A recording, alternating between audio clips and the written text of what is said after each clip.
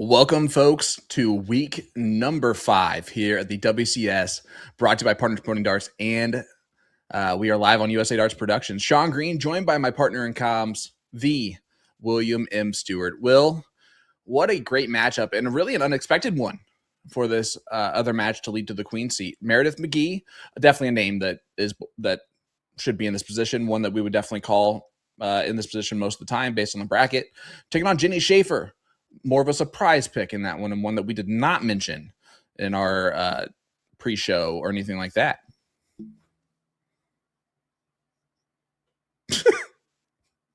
Here we go. I'm going to be a goldfish, Will. That's all I'm going to do is be a goldfish.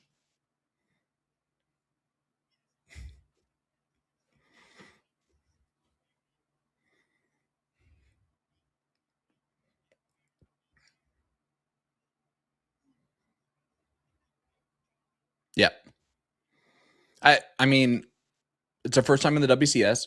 We didn't know a whole lot about her to begin with, and she's come in and shocked some people and some people that we thought were going to be in this position, and she's definitely earned her right to be here. Now, average-wise, is she below Meradith? Yeah, she is. Win percentage is below. Everything is below Meradith as far as the stats go. However, who cares? It's a race to 7. Anyone can win that race to 7, and I think that Jenny has as good a chance as anyone else.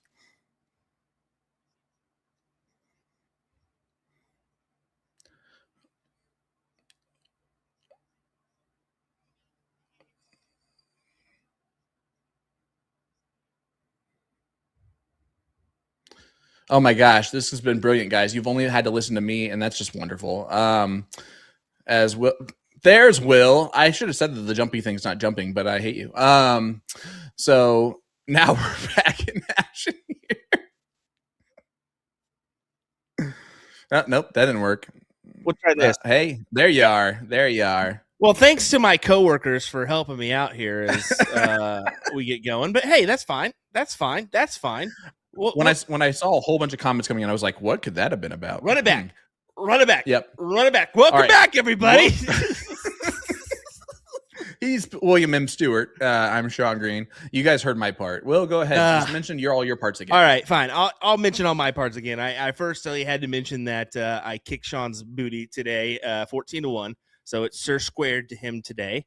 That's first and foremost. But yeah, looking forward to see what this matchup has to offer because, yeah, we wouldn't have predicted Jenny to be here. I don't think anybody would have. Maybe a few of her friends would have predicted. Yeah, of course, a little backing and support from her.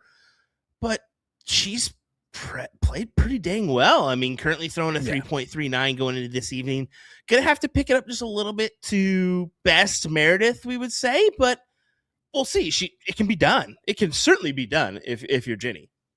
Yeah, I mean, listen, we should have known. We needed a Wisconsinite on this side of the bracket anyway. And, well, once we find out that Jenny's from Wisconsin, that's a dead giveaway, if there ever was one. I'm really looking forward to see how she plays tonight with her first time being on a live stream. Meradith could be in a position where she wins this by a lot, or I could see Jenny really coming in and pushing her unexpectedly, and that could also throw off Meradith, I think, a little bit to get started in this. So we'll see what happens.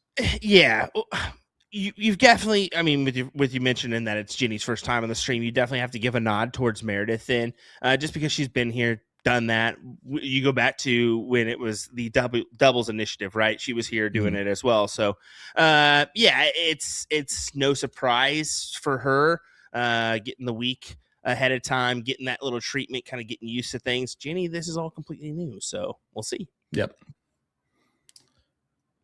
Well, let's go ahead and take it on over. What do we say? Yep, let's do that. Jenny is playing out of Throwline Drinkery. She's been playing for 5+ years for Midwest Amusements. She's throwing those 975 Ultramarine 18-gram darts. Those sound like they're pretty, from Target. And her dart nickname is the Best Darter. That's what TBD stands for. She's a 339 NPR, 821 on the All-Star rank list. And again, a newcomer to our WCS, a newcomer to our stream. And that's always exciting for us. She also comes into this with 9 marks with 1 white horse, 27 marks, 35 5 marks, and 32 games played. That win percentage of a 65.6 puts her in the top 4 in win percentage heading into this one. To be determined. That is a good one, by the way. we're going to work on the nickname for her. We have to work on that one. But let's go ahead and get to the savvy veteran, Miss Meradith McGee. 36 plus years played. Their location is currently Trick Shots Metro West. Playing for C&M Darts, throwing her McGee 18-gram barrels from Super Darts. Her nickname, of course, Murph. Come on. Been here, done that. We all know this. 3.70 for her NPR and a 797 all-star ranking. Some other dimensional 6.9 marks. She's got 2.8 marks and 21.7 marks so far on the season. Yeah, she's playing for 36 plus years, man. I'm pretty sure Jenny's not even that age. So, I mean, the veteran savvy is going to go with Meradith. She's more of a deliberate dart player. We'll see kind of how Jenny plays to that. But I know that can throw off a couple of people. We'll see if it does for Jenny. But Meradith wants to be deliberate tonight. She needs to be. She needs to think through her shots. She needs to go at her pace. If she does that, I think she has a really good shot of winning this and winning this heavily. But Will, if you've never watched before, like you, obviously, let's go over the format-specific rules for this Women's Singles Challenger Series. It's a double elimination style tournament. The players will play a race to 7, best of 13 legs, all cricket with a cork or 3-dart count-up to start the match. That's what we're looking at right here. The loser of the previous leg will start the next leg after that. If either team is down 3 or more legs, they will continue to go first until that deficit is reduced to 2 legs. That is that PPD player advantage rule. And if we go the distance, and we go for speed, those players will cork for start in the last leg decider. First place this season, $4,500. Second place, $2,225. Third place, $1,750. Whoever wins this match, guaranteed one of those positions. And we saw Jenny automatically here on the diddle not go at the bull in the last dart. It only ties it up. Yeah, I mean, you should attack that bull there, try to give yourself the upper hand, but now I go to Murph once again. See what she can grab. Great start. Well, these are decent. I would say so. And if you're Jenny, you're thinking maybe I should have taken that play when I could have, because we got a 180 on the board. 180 from Meradith McGee. Will, guys, right. I lost 14-1 to Will, so that Will doesn't have to bring it up again. I lost 14-1, and honestly, he's going to lie to me still, but he definitely gave me that one leg, and I appreciate him for it, but at the same time, I hate him for it, because should have won a couple of those cricket legs, though. But here we are. I threw a 3.0 average. I would never give away a leg to anybody in remorse for feeling bad because they suck so bad. I don't know. It seems exactly like what you did there, so I appreciate you. Definitely not what I would do. You're like, oh, Sean, he had a good try at that 133 checkout, so I'm just going to give it to him. It was really sweet. Never me, Sean. Usually you're not a sweetheart. You're right. But in this situation, just, I don't know what it is, but just, I appreciate you. That's all I'm going to say. All right. As we are off and rolling, marks us off with from Meradith. So Jenny a chance right away to get going. And I like that throw. There's a little bit of movement from right to left in her elbow and shoulder. It's kind of the same movement that I have. Definitely not as prevalent, but she takes it straight back and straight through. So when she times it correctly, it's going to go dead straight. And honestly, Will, that's what I will say was the thing that I appreciate about your game more than anything else is that you stayed straight very often. You very rarely veered into the 5s and 1s. So you were at worst getting a 60 score, and that was tough to keep up with. Today? Today? Most of the time I'm drifting at 5 pretty hard. Well, thanks for not doing that today then, I guess. I don't even know how I chucked it at the board, to be fair. What do you think about the tri-flights that Jenny's using? I've tried them before. I'm not really a huge fan. It does kind of, the aerodynamics are just a little different than normal 4-fin flights. So it does take some doing. But I mean, if you dabble with them and you can get them to work, good for you. Just not for me.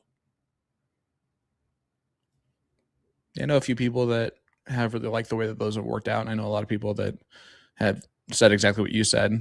I don't think I've tried them for long enough to know kind of how I feel about him. At the same time, do you think like adding like a 5th blade or a 6th blade would do anything differently to a throw? And the what? Like you took away a blade to make it 3 instead of 4. What about like adding a 5th or 6th? Oh, I mean, I guess we could definitely see how it flies. I don't know. Like I don't know if that would change it a lot. I don't know. Star flight. Yeah, that could be fun. Did I just invent something? I think I just did. Maybe. It's probably like the worst invention of all time. Yeah, some trash is what you did. I'm just saying, if you can take one away, you can also add one and see what the difference is there, right? I'm sure they've done that. If not, there's 3D printers. One extra fin to kick a dart off of. Why not? Exactly. It's the lucky fin. It's the Nemo fin. Oh my. Well, slow start for Jenny here in our opening leg. No doubt about that. Which is definitely not what you want to have happen when it's your first time on a live stream. That being said, if she can settle in leg number 2, that's going to make a huge difference. But I think that just settling in is going to be the main thing here. And she's got to do it quickly because it's only a race of 7. It can be over in kind of a flash, especially with how well Meradith can throw and how many trebles she can hit.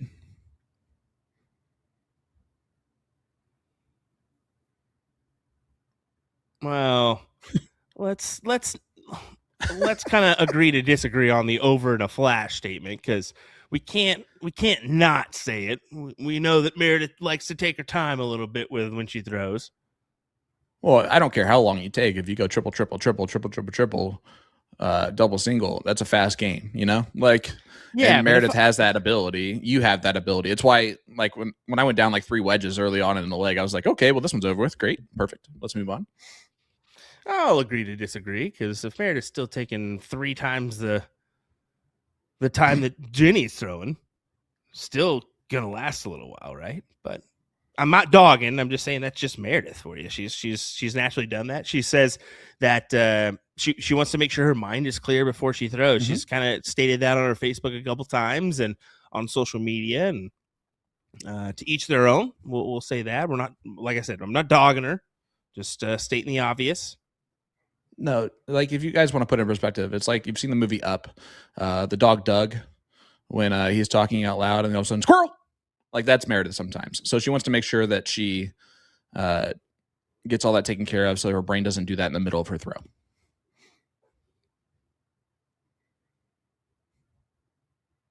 A 329 with 140 points on the board.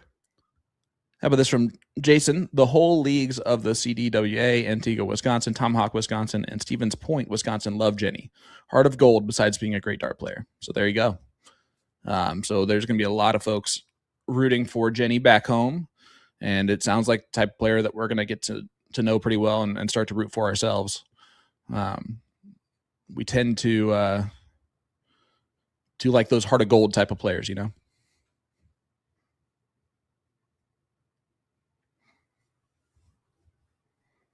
And Jenny's fighting back here in this first leg, now up to a 3.14, so she's already settled in, Will. She's still fighting the 20s, 19s, and 18s. It's still a really tough road ahead. So, for sure. Got to make these ones count here. I think you point a little bit. Try to grab that triple, and if you don't, stay there. Should pin the triple first start. Maybe you take a chance to close the 19 first and then decide from there. Maybe you go back to the 15s. Yeah, I like the trip 15, 19 stab and back to the 15s if that would have been the available shot there. But I just mean like settling at least with her average wise and getting her average back up to where she's starting to feel like her throw is there. That confidence builder there. She's going to lose this leg most likely, but as that's a good coffin shot there from Meradith McGee if I've ever seen one.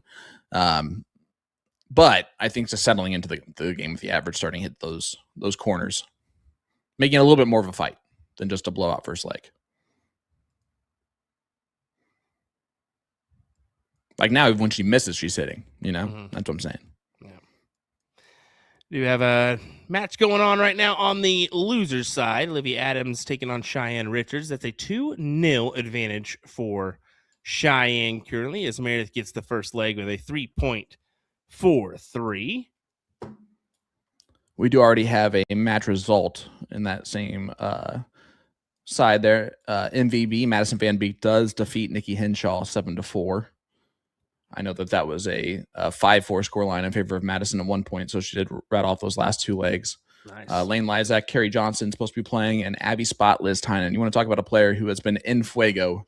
Abby Spot has been the best player by miles in the WCS since she lost her match on the winner's side. Well, she was coming in hot for this season. I mean, she won team dart, back-to-back events, 01 and cricket. So when you can do that, you just feel confident going into the season. Unfortunately had that really tough matchup in round 2 against Cheyenne, taking that dip 7-4. So yeah, has a really tough match going up against Liz Tynan here. See what she can do. But for Madison Van Beek, good to see her still having success. Had some success in last season, if I recall. Yeah, well, very pregnant last season, still having a lot of success, which was the impressive part. Pregnant. Well, I mean, like, she was in like month 6, 7, and 8 there when she was able to pull off that performance. So while I have been questioned by my daughter from time to time if I have a baby in my belly, I have never thrown pregnant, and I can't imagine doing so. And yes, I have actually been questioned by my daughter about that. Makes me feel really, really swell inside. I'm not going to sit there and explain to her that only, women can have babies because of this, this, and this. So I just nope.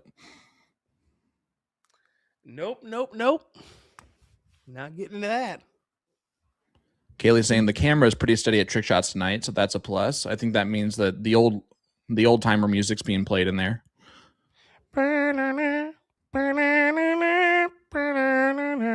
Kenny G, let's go. And then we thump. Let me see a little thump. Dang it.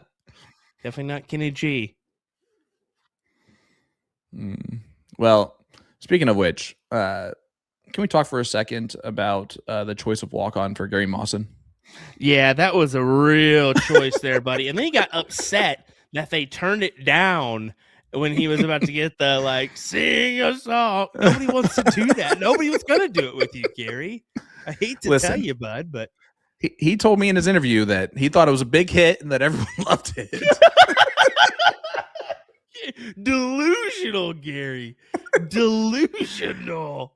Hey, whatever he wants to walk out to is whatever he wants to walk out, right? And that's just what it is. Chuck asking who beat Cheyenne. That was Lisa Yee, who is the first player in our Queen Seat match spot.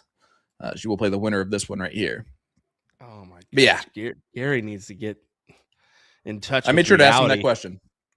I asked him the question, so you can't take it out on me. He'd have better luck with Barney. I love you. I'm for real. These people would sing it back. I mean, he's hitting one audience in particular in that, and none of them were there. They weren't there. They were not there. It was definitely a much younger crowd this time around. Overall, obviously a very English crowd because there were times where literally the English football chants were loud in that place. Yeah, you could tell once they started singing "We Don't Want to Go Home." That one, because I knew no Americans know that chant. No Americans know that at all. Yep. No, "We're Coming Home" is definitely all England. Yeah, there was that. As far as celebrities go, obviously Jason Sudeikis was there, who was wonderful, but also a couple of British YouTubers, Jackmate and Angry Ginge were also there. I was told Angry Ginge was more popular in the UK than Jason Sudeikis. So, yeah, it was interesting that I would say a lot of the English crowd would go up to him versus a lot of the American crowd that would go up to Jason Sudeikis. the cool ones were the people that were dressed like Ted Lasso that were there at the darts that Jason saw in the crowd and like pointed them out and went to go take pictures with them, like himself, which was pretty cool. Yeah, that's neat. I think Jason's from just outside of Kansas City, if I'm not mistaken. Mm-hmm. There's a lot of great actors from that Kansas City area. Paul Rudd. Yep. Oh, man. Eric Stone Street. Mm-hmm. Meredith can turn this in her favor. One big triple on the 18s. Take a look at the 20s. There's the triple. Yeah. Another one before you go over? Yes. Why not? Take the look. There it is. Dead center. Boom goes the dynamite from Meradith McGee. First 9 of the evening goes to Murph. And what a time for it. Sing your song. Sing a song with stones. Every time I really need a hype moment, I'm going with that from now on. Thank you, Gary.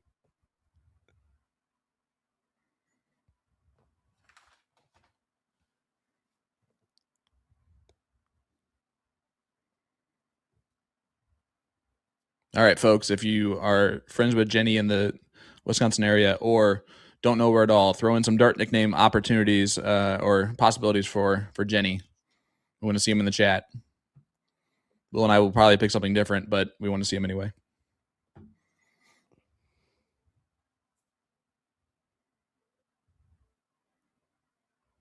Yeah, I'm pretty sure Gary could have gone with most any other song and it would have worked out better. Like even like Mariah Carey's "All I Want for Christmas" would be a better choice in that moment. All right, I don't know about that. Going on Christmas music in June. The little drummer boy, that'd be great. No, just walks out the little drummer boy. No. Please no. Well, Murph has definitely turned this in her favor, and she's still got the 18s to kind of play with if she needs it, but probably going to hunt down these 17s fairly quickly, you'd assume. Yeah, like nowish. Oh, Murph is on it. Moving over. Yeah, that's back-to-back Niners from Meradith McGee. Boom goes the dynamite. That is what she can do, folks. Welcome to the Murph Show. I really wanted to go. I held off, brother. I held off. Sing a song. Ginny from the Block. There you go. Yeah, but I feel like that's, I don't know, it's too long. Typical. I mean, it's kind of, we've said it before. Mm-hmm.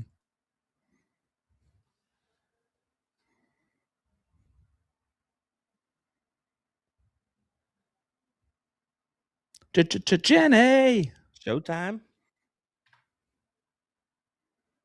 Jenny Showtime Schafer. I like that. We'll see if she plays up to it, though. Got to play up to it.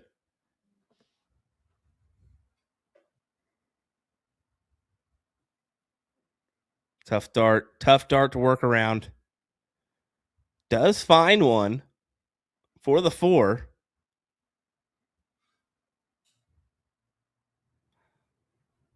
I mean, she's playing pretty steady. It's just Meredith's hitting more triples right now. This is just going to be for Jenny because, like, she's going to laugh. But those that know from NDA Team Dart, Jenny, she's not on stream. Schafer. Like I had to just for you, Jenny. There you go.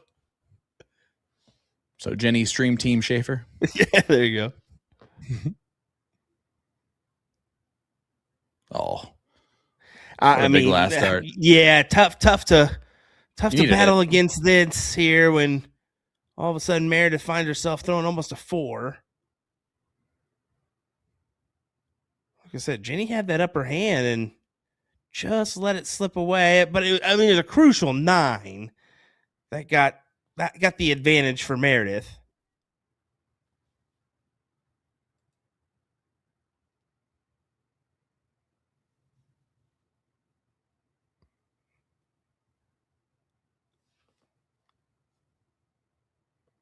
For some reason, I don't think Gouda's a good one. Sorry, Paul.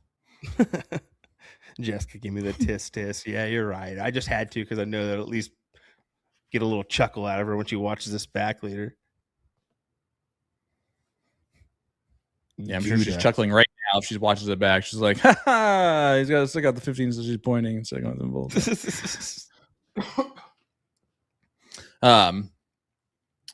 Gary saying, I need to try wrist brace like that. Keeps the hand and wrist in fixed position. Kind of genius. I somewhat agree with you there, Gary. Although, that being said, I think we need to do a My Throw segment with Gary Bloom to even understand the mechanics of how he throws a dart.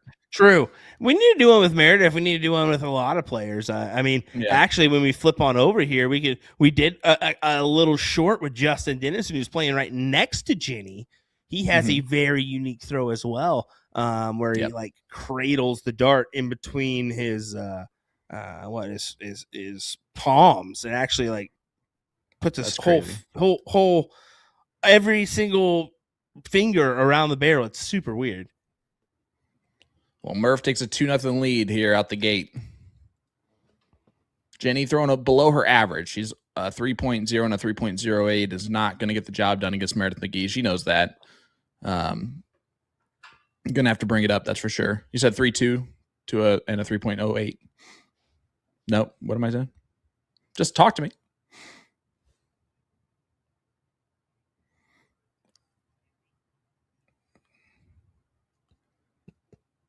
I'm not talking about the time. Oh, you are. All right, cool. Yeah. Fair. That's fair. My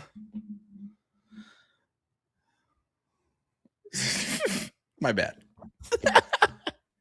That's my bad, folks. We're just gonna move on from it. 2-0 lead here for Murph.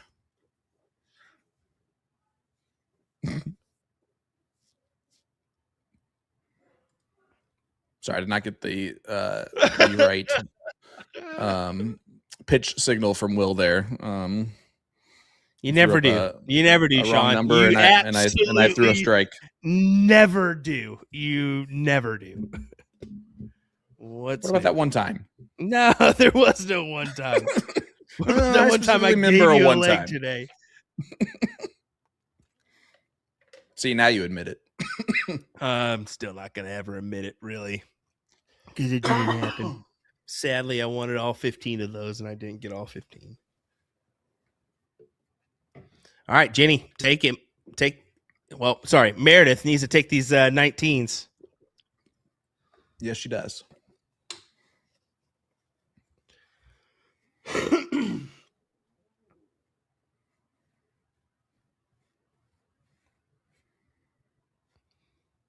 He collects on 2 though, so if you're Jenny, you pop 19s first here.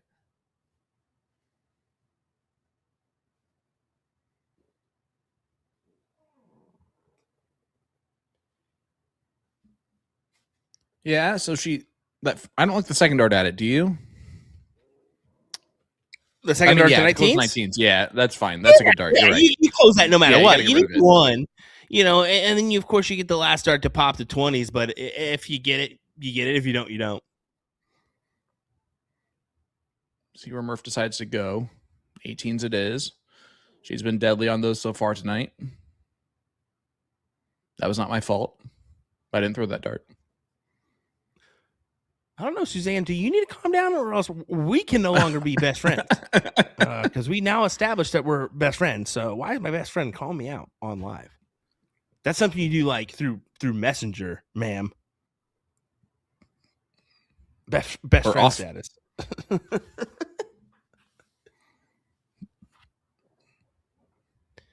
That's I see how it is, Suzanne.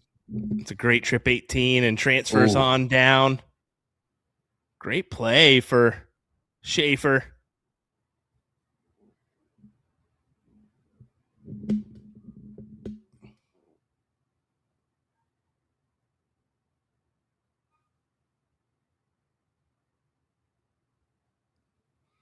I don't know. Can I haven't like talked to Jenny, but just through passing a couple times and what have you. She's fairly talkative. She's not like a shy, silent type, right?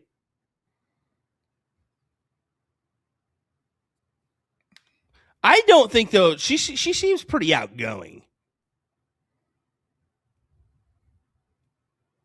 You think she's more reserved? Said Haley. Snow. I kind of like that silent assassin mentality for her. I was about to say the exact same thing as nickname, and that's really terrible. Now we can't use it. Yep, we have to use it. The silent assassin hits, man. If I think that screams Jenny to me.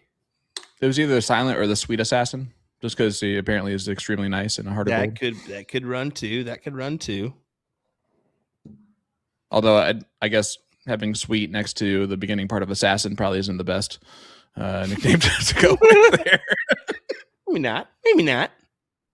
Unless she likes that, then maybe you can go with it. Maybe. A little play on that. The first 3 letters of that word, just different color.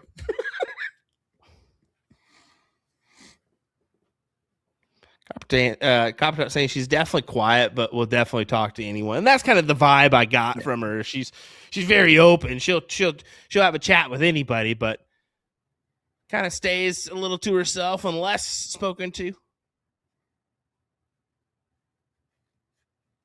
I think this. By the way, that's everybody's fault with me, because I'm also don't talk unless spoken to. So this is all your guys' fault, just for your record. I think she's pretty shy, says Suzanne of all people. That tells you a lot. Yeah, that says a lot. Meredith not happy with herself here.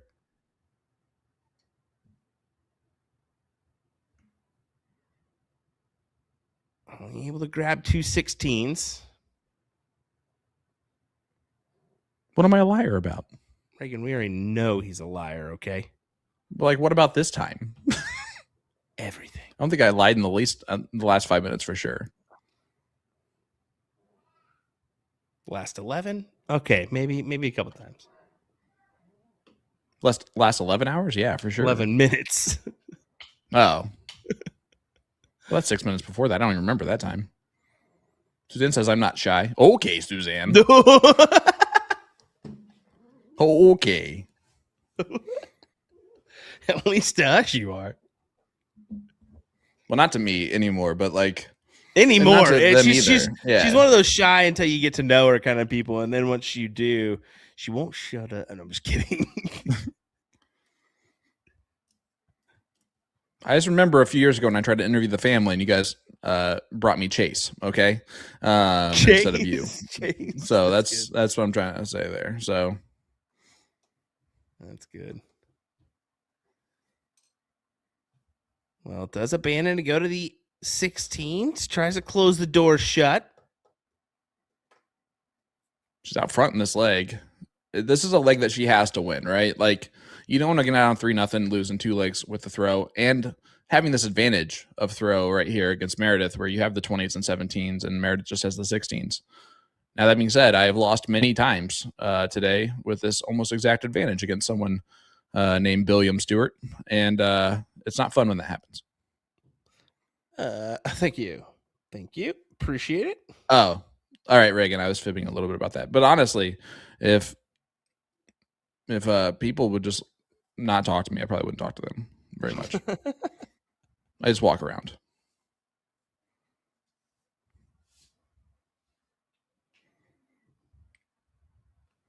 I can be a wallflower if I need to be.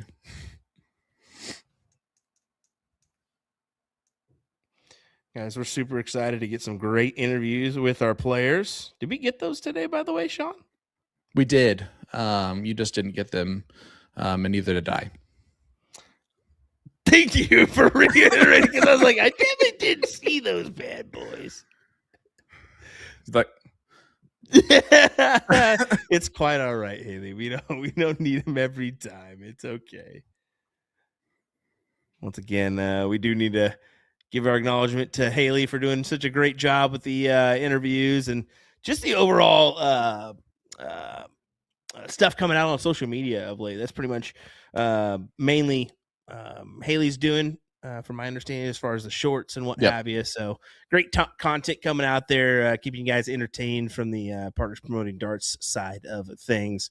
Really great stuff. Yeah, she's okay. Haley, we didn't need you to keep talking though. You just keep your mouth shut there. No, I'm just kidding. I'm just kidding. Of course. No, you're doing a great job, and yeah, I look forward to actually kind of listening. 7 back mark, to 7 mark. Yeah, I mean, you mean for the first time ever of hearing them? Yeah, we probably should just listen to them during the break instead of getting a break this time. I'm just kidding, Haley. Well, the key is that we saw like you had like a little, one from what CSC where you kind of had some questions that you were sitting on to repurpose for later. It's always nice to do. So you can ask them a question at the very beginning, like, "Hey, where do you think you're gonna finish?" And if they say it's third place, and they finish first round exit, like you could repurpose that. It'd be hilarious. Well, I'm gonna guess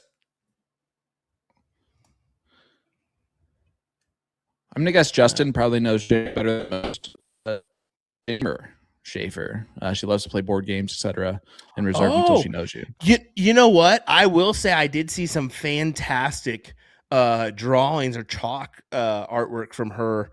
And I don't know who the other lady was that was doing it with her, if it was her daughter or somebody, a friend.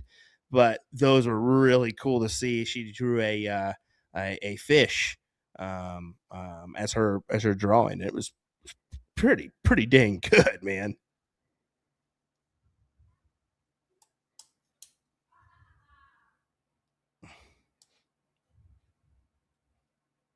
What? Haley's saying that Jenny said that she is like a top like card game player. And she was saying like she's like one of the top like Warhammer players. I don't know what Warhammer is, but sounds pretty cool though, doesn't it? Warhammer, Jenny Schafer. There you go. Boom. That was easy. Warhammer sounds pretty sweet. That is a pretty good name. And you would not expect that nickname coming from her, I don't think, by looking at her. I'm going to have to look that up. Yeah. Not right now. Task to do a break. I almost called you a name, and I'm really happy it didn't, because that would not have been good. But you know who I'm thinking about.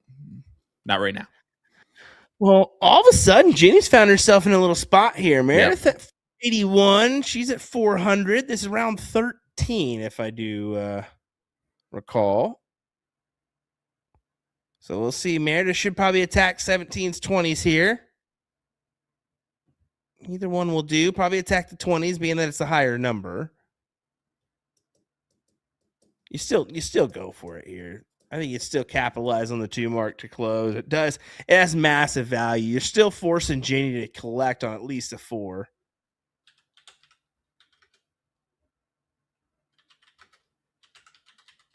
It's actually she's actually 5, but.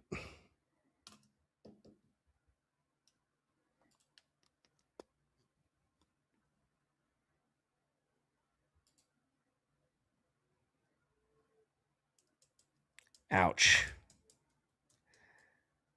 It's a bummer there.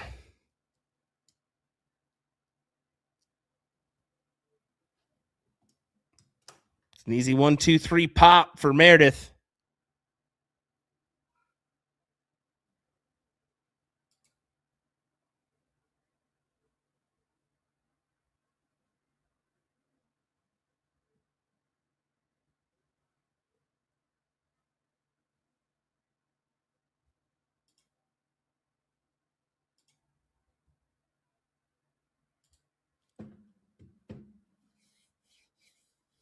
Meredith does grab that last start saving grace on the 15s.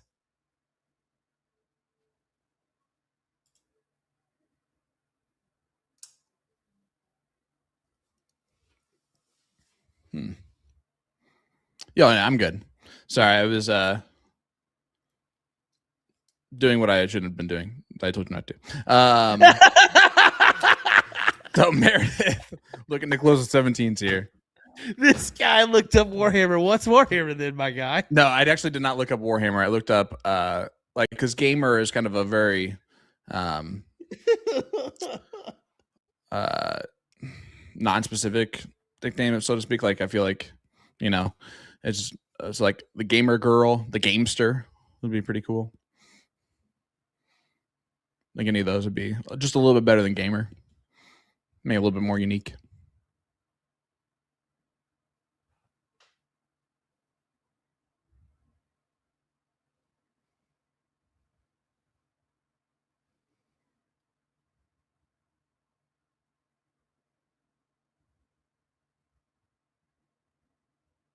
And Murph does come back to win that leg. And Jenny dropped all the way down to a 2.38 by the end of it after being way out in front. Jenny, been there, done that today. It's not fun, but what it doesn't do is give you a lot of confidence going into the next one. That's for sure. Yeah, it's kind of a bummer when you're out in front and then it just kind of goes a little bit longer than it should have, and she finds her way back in.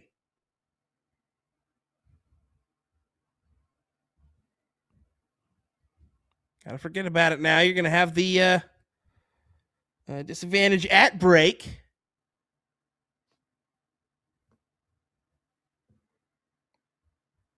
Andrea Schafer in the chat saying Jenny did the fish chalk art in memory of her dad, which is really awesome. Oh yeah, that's fantastic. It was a great piece of art. It's just a shame that it's going to go as soon as it rains. That's part of it. Some of those. That's kind of the joy of some of this for some of the for people is, with chalk is you can go create something, and if you mess up, you can kind of take a little paper towel to it and make that change. But not only that, it's only there for a certain amount of time before it's gone. It's limited time. Limited time art.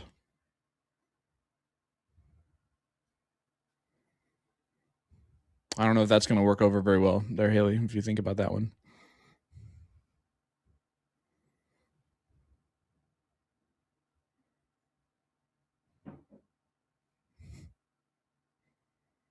Murph gets a 4 mark on the 19s. We got ourselves a battle here early in leg number 4. Again, Jenny in a position where it's almost must wins here for the last 2 legs heading into the break. I saw a little smirk on your face, so I can't wait to hear what happens at the break there.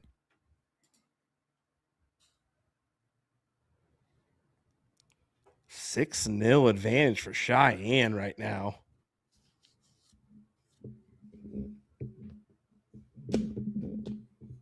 I can promise you to get the job done as Liz Tynan and Abby Spot do get underway. 2-0 advantage for Liz. Wow. Stages of that matchup. Yeah. It's a good start for Tynan. And I'm saying wow, not because Liz is not talented to do that, just because Abby has been rolling through everyone. Yep. The most like she's given up at any point in time has been 2 on that loser side.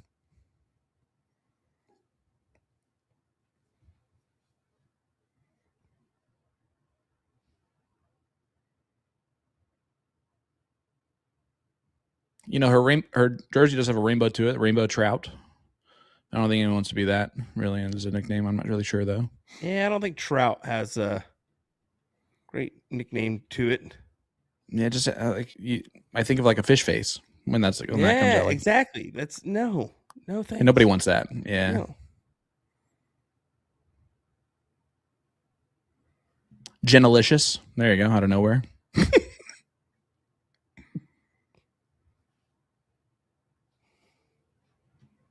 No,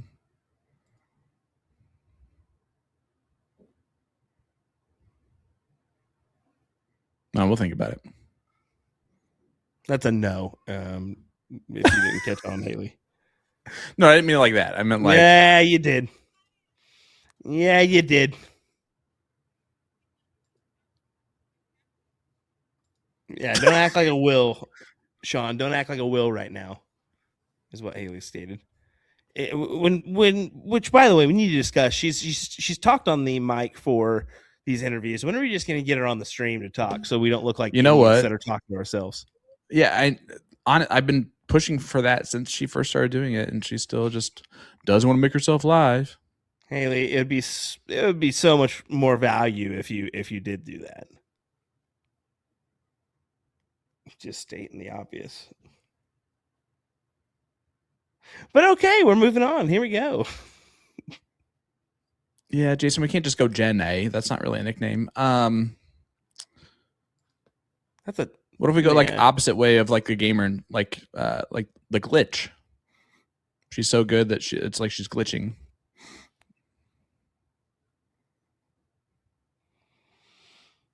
Hard no. Hard no. All right, hard no there. Better than Rainbow Trout, let's be honest, though. Which I also came up with. All right, Murph now has the point lead. See if she looks at the 18s. You definitely give it a pop here, but we should give it the old go. Nothing to lose. Why not? She says no. She says that's why not. Because I want to do it.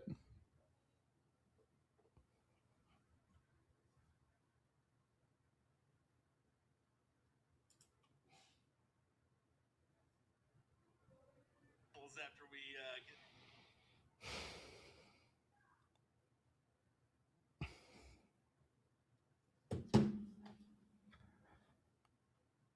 Apparently, someone that is highly passionate about all forms of games and puzzles is called a ludophile. A what? A ludophile is someone who is highly passionate about all forms of games and puzzles. So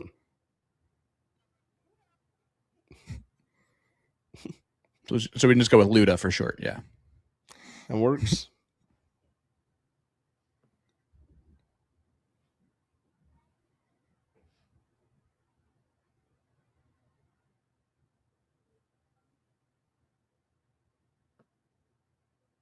That was a good last start. Defined it after the first two. Just going the one. She threw that was just harder. She didn't try to aim that last dart. She's like, I'm just going to force it through there. And that's the one that looked better. Game over. Okay. That was pretty good. Yeah, but you can see first start at the 18s for Meredith. Takes the wedge away. What she likes to do from here on out is her business. Go to the 15s. Why not? That's what I'm saying, Amanda. Yeah. Yeah.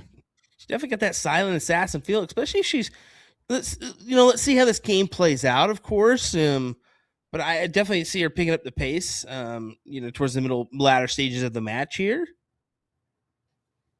I mean, just looking at current overall average, she's at a 2.82, so definitely going to pick it up a little bit, I would assume, where Meredith's at a 3.577. So even Meredith truly isn't throwing her current average on the season.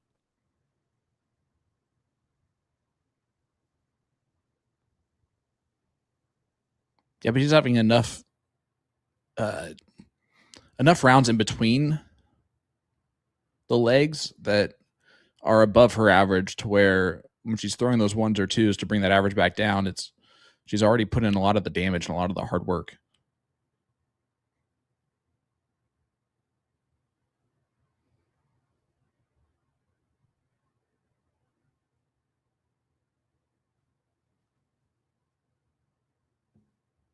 Gets 3 bowls there, but barring anything crazy happening here, this is about to be 4-0, and I don't know how you come back from 4-0 down. I know the answer is one at a time, but Janie's got to catch at least one before this break.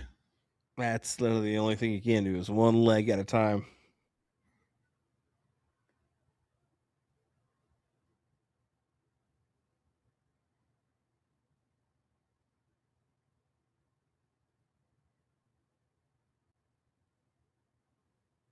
Mare's wondering where the heck that second dart was trying to go, even though only missed by four holes, but gets the treble one more time. 429 to 300. Well, can I ask you a question? Because Red Dragon did that video of like soft tip terminology or American terminology for darts. Did you know what the board is king meant? I had no idea. There was at least 2 in there that they did not, or 3 in there that they did not really say right, correctly, or really put forth the effort on that they needed to. So that was unfortunate, but like whatever. Board don't lie would have been better than the board is king. I don't know. Yeah, there was some trash ones in there. Yeah. For the most part, they guessed him right. And I love how happy Johnny Clayton got with everyone he got right. Johnny's just that kind of guy, man. Yeah. Yeah, Johnny boy. Did you meet him? Yeah. I mean, he won his first round match, so interviewed him after it was over. His jersey was super cool. Yes. The Welsh Dragon on that thing was awesome. So I'll tell you a fun one after Meredith grabs this leg here with a single bull.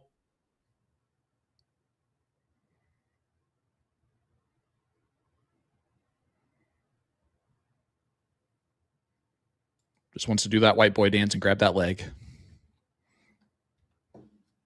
There it is. 4.03 to make this a 4-0 advantage her way. So yeah,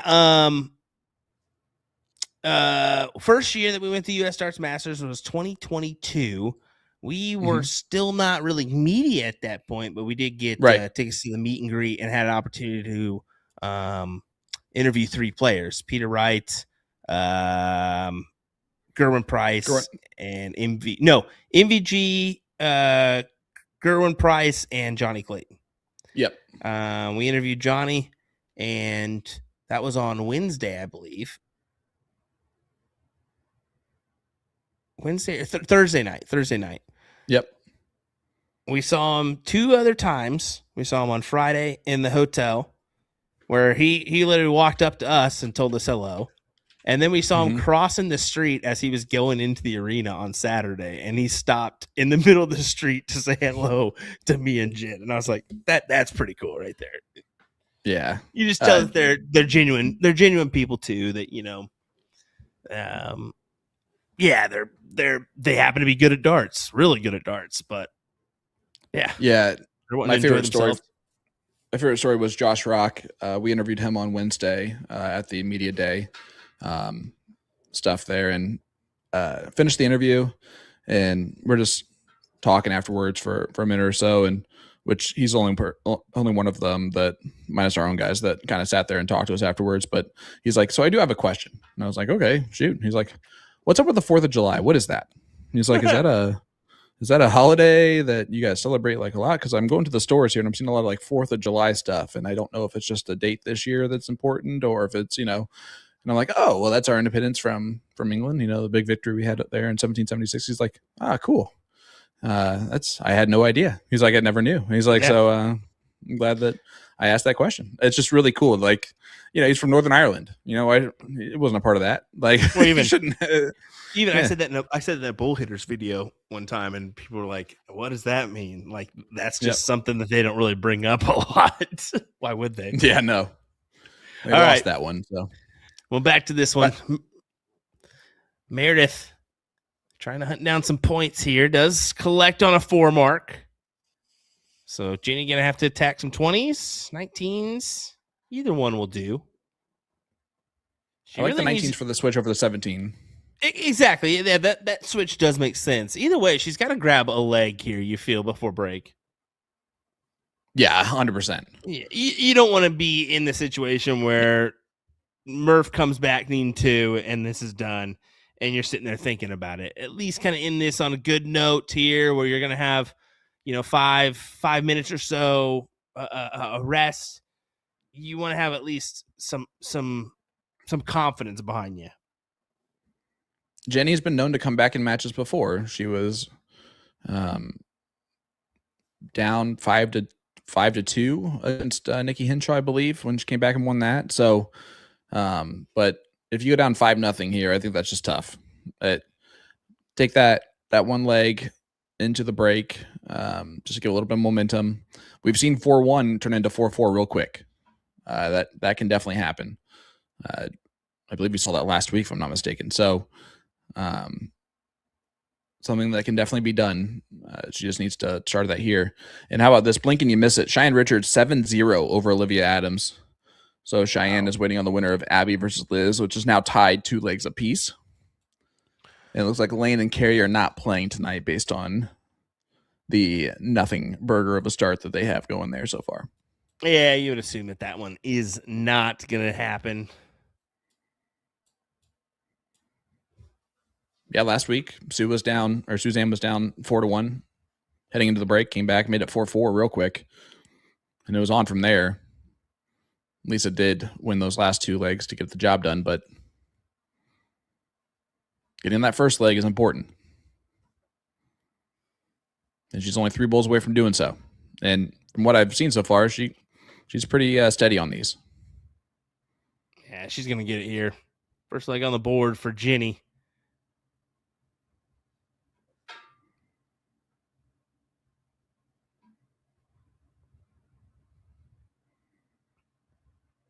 She should just steal Benny Dersh's nickname. Just go with Jenny the Jet Schafer. Jenny. Jenny and the Jets. Just saying. Just swipe it away. It would work.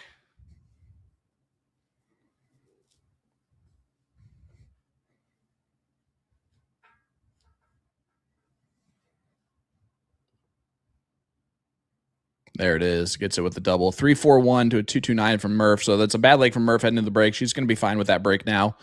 But good first leg on the board from Jenny as we head to the break, where we're going to hear from both of our players, including Jenny for the first time. You looking forward to that there, Will? Yeah, looking forward to it. Let's hear a word from them, and then we'll be right back with more in just a moment. In honor of the theme of diamonds. Bling! Bling, bling! Sparkle! My name is Meradith McGee. I'm playing for C&M Darts out of Orlando, Florida, and I will be playing at Trick Shots Metro West. You've been a part of every season of the WCS since it first began. So you've seen it all. What are your thoughts now on how it's evolved? There's quite a big spread as far as averages go from the top to the bottom. The bottom half, most of them are just over the 3 mark, and now they're getting the chance to learn what it takes to, lose several games and still try to come back. They're getting that experience and that learning opportunity, and it's only going to help them grow and to be included and get to talk to these other ladies and get advice and tricks of the trade and all that kind of stuff. I think it's great to have more people, gives people a more attainable goal to reach instead of only 16 people, that there's 32. And I think that those underdog girls will surprise people, maybe not in this first one, but definitely in the future, because they're going to have some experience under their belt, and I'm looking forward to seeing what they bring, because I think it's going to really make the ladies' games jump, because already it's pretty scary compared to how it was back in the day. The level and the progress that the women's game has made is just unbelievable. Tell us your general thoughts and mentality here for season 6 so far. So far, I've been steady and pleased with myself, but I've also been playing at my home bar. Everything will change tonight, because I will not be at my home bar. I will be at the bar with the streaming cameras. There's all sorts of challenges into my squirrel brain. I've been pleased with myself. I've been practicing just to stay calm. I've been unlucky in a lot of these WCSs. I've had some really tough draws, and I wasn't quite ready for them, and they just destroyed me. And then I've had some tight ones where they just pulled it out. This bracket has been more about me working on my own game and myself, and I have not taken any of these girls lightly. They may not be as well known in the quarter of the bracket that I came out of, but you cannot discount them, because I've seen some pretty amazing stuff come out of them in some of the games that I've lost, some of the games that I've barely won. They are fighting and scrappy, and you can't discount them just because they may not be as familiar as some of the other names. It's a hard path. This is a really, really tough group of girls, and even more people who are thirsty and want to show what they've got. I would really prefer to stay out of the losers bracket, because it's like a feeding frenzy over there. I think it's probably the scariest losers bracket that I've ever seen of any place, anytime. I want to shout out to my mommy. She has helped me quite a bit in being able to travel with her credit card reward points. And my husband, even though he has known me and that I've played darts for so long, it always seems to shock him that I'm leaving to go to a tournament. He's shocked. What? You're going? When were you going to tell me? I'd like to thank my daughter for being wonderful, and my dog for sleeping with me every night, and to PPD for providing this wonderful opportunity for all of the diamond ladies. Let me tell you about A to Z Darts. We're a specialty dart store With over 10,000 different products, we create in-depth videos and blogs to help improve your game and showcase our products. We give helpful advice on how to practice darts, the fundamentals of form and mechanics, and how to make better decisions when purchasing your darting equipment. Whether you're brand new or a seasoned player, we try to provide fun and informative content. I'm Jen, the creative director for A to Z Darts. I've been playing for over 10 years, and I've traveled the world competing in and promoting the sport. This is Will. He runs our live streaming company, USA Darts, and travels the globe as well to broadcast major darting events and interview PDC players alike. You'll find over 2,000 different sets of darts on our website. Guessing right now you're pretty interested in our resources? Learn about form, throwing mechanics, practice routines, scoring and grouping, checkout methods, cricket strategy, and much more. Visit a-zdarts.com to take advantage of our blog or follow us on social media at AZDarts today.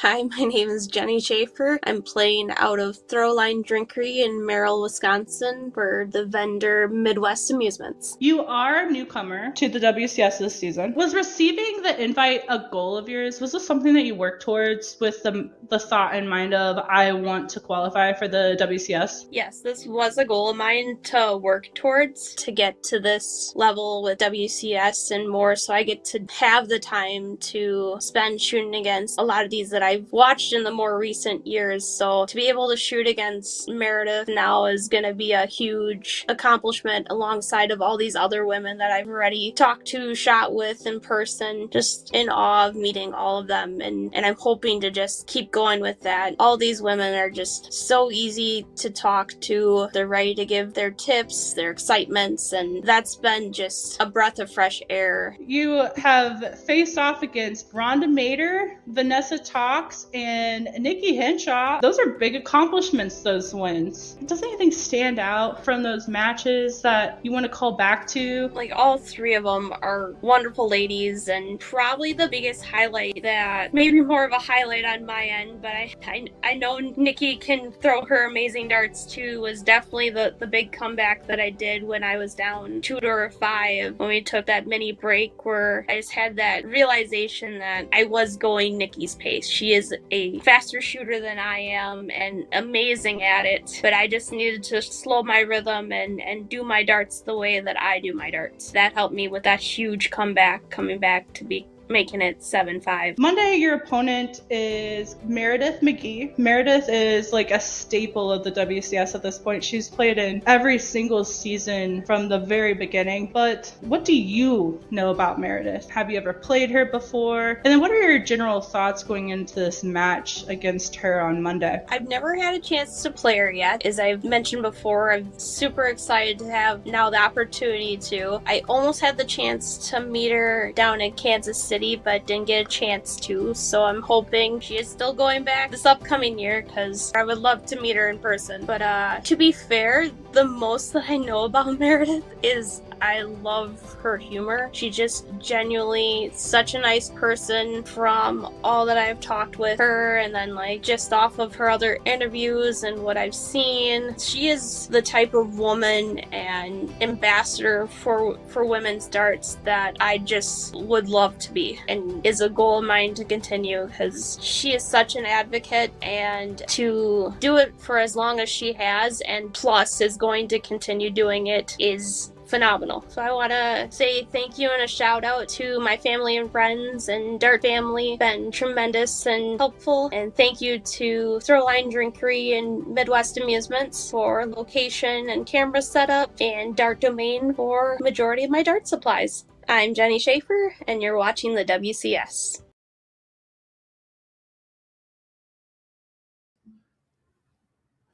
We are back, folks, after that exciting break and hearing from both players. Shaw Green joined once again by Will Stewart. 4-1 lead here for Meredith McGee. Will, what does Jenny have to do to get back in this thing? No, it just needs to start having some success here. I mean, she hasn't done too bad at the beginning stages of these legs in the last few. I mean, three legs, I would say. She's kind of opened up with the advantage, but just hasn't really done much towards the middle end, and has allowed Meredith to put herself in position to potentially get a win here, just needing the 3 legs. So yeah, I think just one round at a time, Try to rattle off those 4s. All right. Well, hey, if you're gonna miss into a double, That'll work. I'm okay with that. That'll work. Yep. I mean, sometimes you need a little bit of luck on that regard too.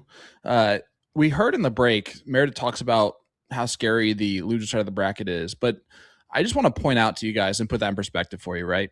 Right now, whoever loses this match will most likely get the winner of Abby Spot and Cheyenne Richards.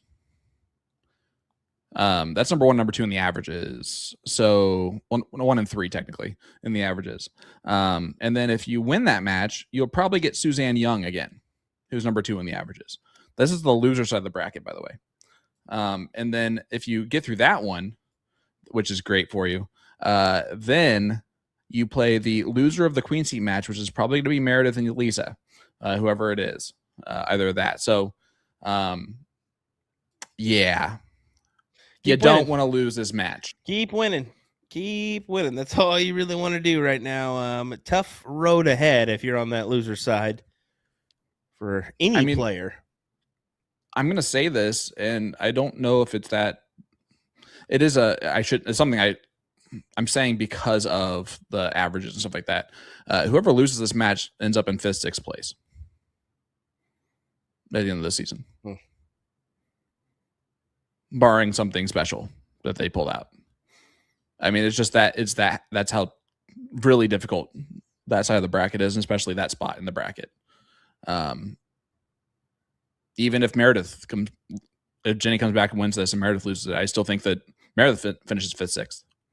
Like that's how dangerous those two ladies are going to be, and whichever one gets by the other. Which Cheyenne got Abby the first time around. I could see Abby really, really, really having a target on Cheyenne the second time around here. Do you agree with that statement? Yeah. Or is that too much to say? No, I think that's a good statement to say. I think that anytime you take a dip to somebody, you're going to be wanting some vengeance. So, be interesting to see what happens there. As Jenny hunts down the 17s, does go ahead and get rid of them. Force Meredith to a new wedge here. Folks, by the way, don't miss out on the Red Dragon Sable darts, available now on a2zdarts.com. Just tap the banner on their website over a-zdarts.com to shop that full launch. And that also includes some other switch points, steel tip darts, as well as some soft tip darts options. I actually threw a little bit with one of the sets of darts that I got from Winmore when I was at Night Owls today, because they have some steel tip boards. I really like those darts. They're really nice. And those darts come with fusions on them. Like, like most darts come with I don't know, real, let's call them crappy shafts and flights that are just very much just whatever with it. These come with fusions on them already. Nice. And an extra set of switch points. Yeah. They look so pretty too. So get those Red Dragon Winmore darts from that launch today.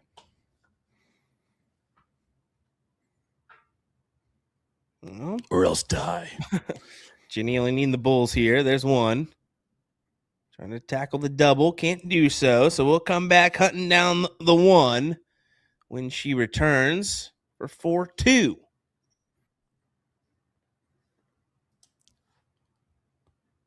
Well, I'm not surprised, but I am surprised at how many people in the chat are rooting for Jenny tonight. She's got a lot of friends, man. Well, of course, the Wisconsinites. Come on. Well, right. But Wisconsinites, they don't necessarily mean that it's such a large dart community with Wisconsin that they're not just rooting for any Wisconsinite. It's the fact that so many people in so many different areas of Wisconsin are rooting for Jenny that tells you all you need to know about her, right? Correct. Kendra in there saying, let's go, Jenny.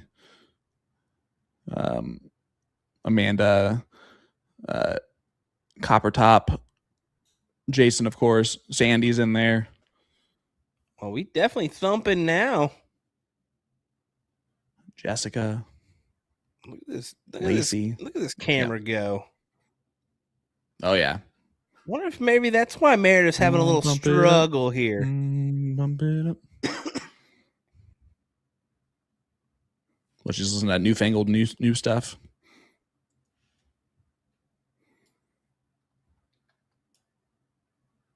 As mom, Meradith McGee, loses another leg. 4-2 lead now for Jenny.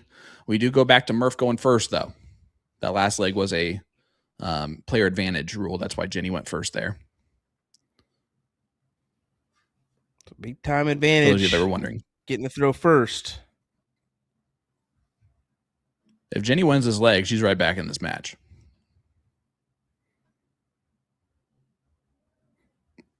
The darned if you don't, though, because if she loses this leg and it becomes 5-2, that's past the John Part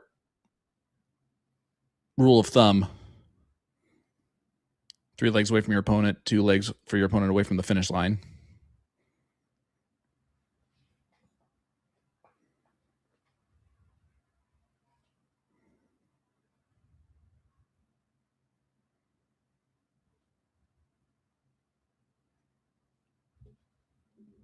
Just a 3 single pop from both of our players here.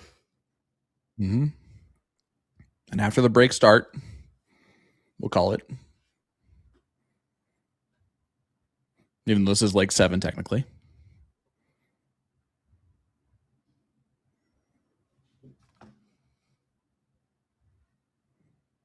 You can see as soon as Meredith gets threatened at all, she goes back to just being a little bit more deliberate. Gets rid of those 18s and gets some points on those 20s. Big round there from Murph. You can see Jenny's already at the line ready to go when it switches to her.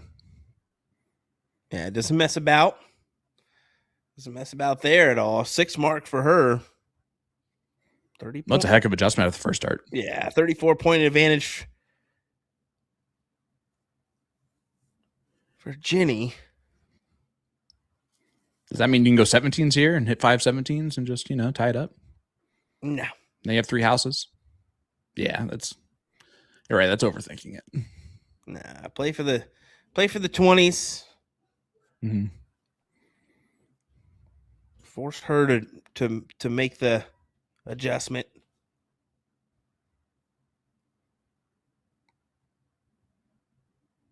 And by the way, I do want to point out that when I said that as soon as Murph was pushed, she goes back to being more deliberate. It's not a tactic that she's doing. It's like that's how she refocuses. So I'm not saying it as like she's doing that on purpose to get into Jenny's head. I'm saying she's doing that on purpose for herself. You can see it right here.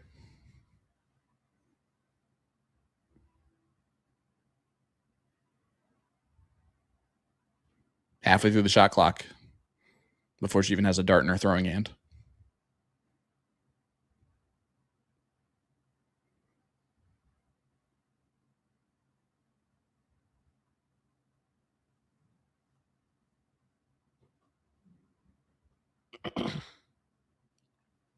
Good last start. Only a 4 mark, though. Opens up the door once again for Jenny to take a look at the 20s at least.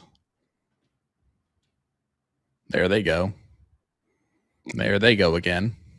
Oh! Boom goes the Wisconsinite. Gets her one. What a white horse. First A of... little double tap there from Justin Dennison. Yeah, first of the evening there for her. What a time to do it as well.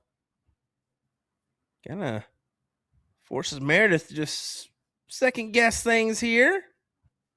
Gonna have to commit to the 16s.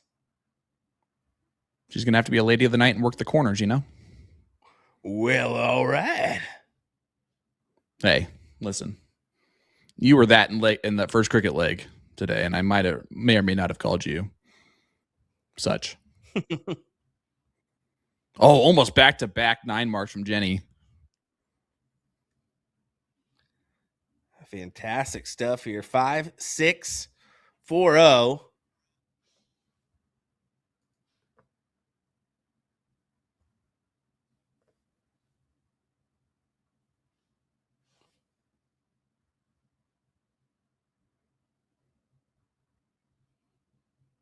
Good first start from Murph.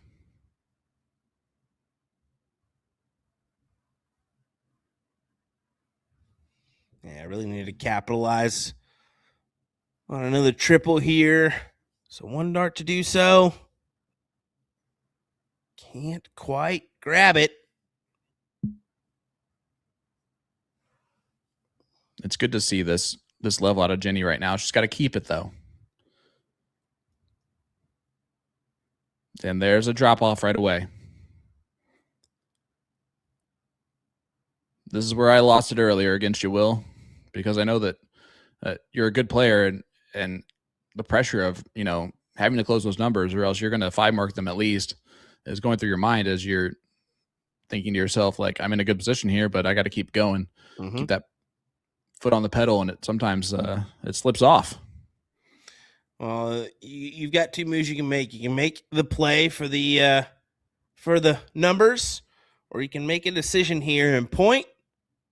Actually, there's 3 plays you can make a play at the 15s here too if you want to, and that wouldn't be a bad decision. But I at least like the mindset of staying for the second. See if Jenny can battle back here with a 5-mark of her own. But you kind of experienced that today, where I do enjoy having another wedge to work off of, because for me, it allows, if I have a bad dart that is in the way, I have somewhere to go. I'm not kind of searching for it. Well, especially because those 16s and 15s, you throw a dart into the 888 right above it or the 1010 right above it. It is a blocker. Yep, exactly. She'll hit one more 19 here to close that out.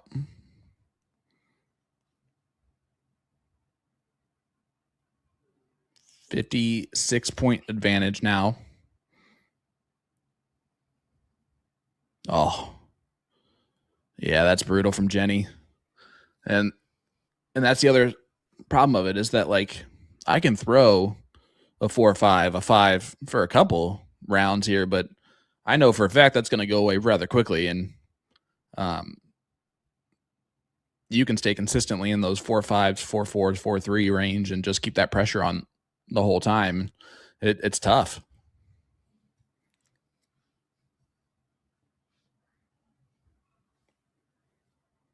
And if Meredith closes these 17s, she has flipped this one around completely. Big dart. Big dart. Big decision. 72. So she can go at the 17s because Jenny will need 5 of them at least to get the lead. What do you do? What do you do? What do you do? She I'm likes not upset with that. I was wondering if that would come into play, as she thought that 17s was a blocker. But that's a huge 7 mark. It's Needed. massive play there from Jenny. This is a fantastic back and forth battle here in this leg, folks. 4-3-3, 4-2-2. Make sure you guys hit that like button, hit that share button. Let everybody know that we are live here. WCS week number 5.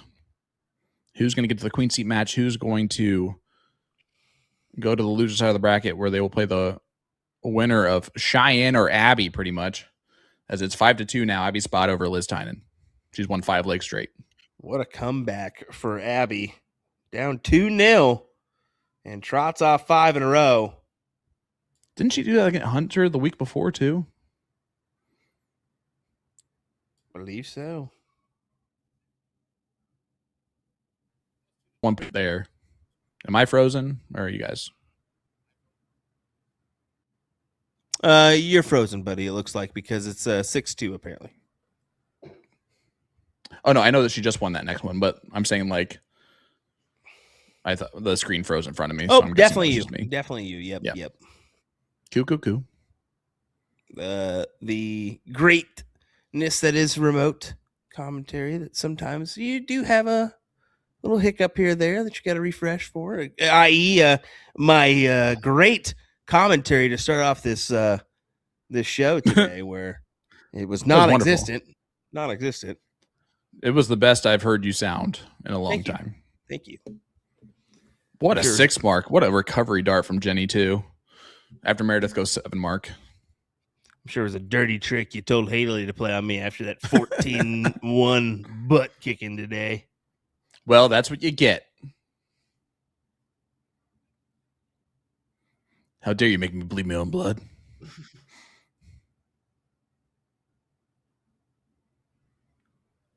She's staying. She's okay doing this extended battle. She's hitting 7 marks, the 6 marks from Jenny. And again, it keeps the pressure on Jenny to continue to perform above her average. Well, that's a tough dart there. That first dart is very difficult to work around. And you can see she's not able to find really anything after that. So here we go. 1, 2, 3, pop. If your Meredith is A-OK on the 17s. Bonus if it's a triple. What do you say?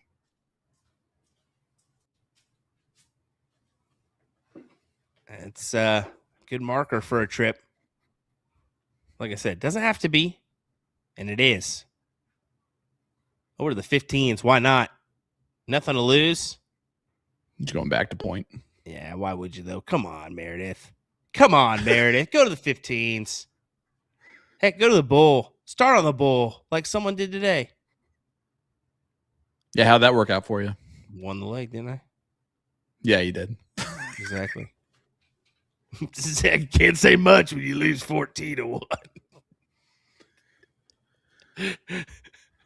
Yeah, but at least I didn't hit a triple 20 going to the double 20 did in my out, you know? Yeah, I held on to it a little too loud, all right? A little too loud. That's a tough dart. I just laughed afterwards, too. I was just like, that's funny right there. Mm-hmm. Because I knew you were going to be like, oh, you gave me that one. Oh, I just knew you were going to say I gave you that one over and over again. That's what I was thinking there. No. Sadly, not the case. I wanted all 15. Meredith. Goes Only back to one. the 16s. Yeah, it is only one, but it's significant, right? Yeah, I mean, yeah, 90 points the advantage here. Jenny's still needing a house. Oh, so really, that's a good start to it. She really needed to fill it up. Yeah.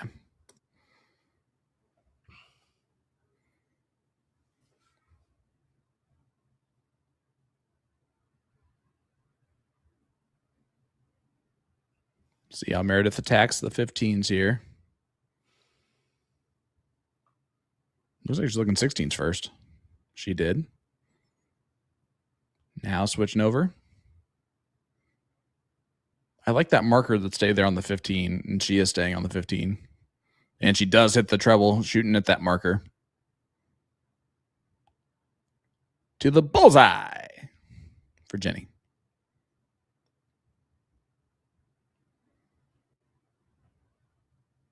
Hits 4 of them. Gives a little hope. Yeah, a little hope indeed, but 16 still a kicker for Meredith if she needs it. Yeah, it's a little bailout plan.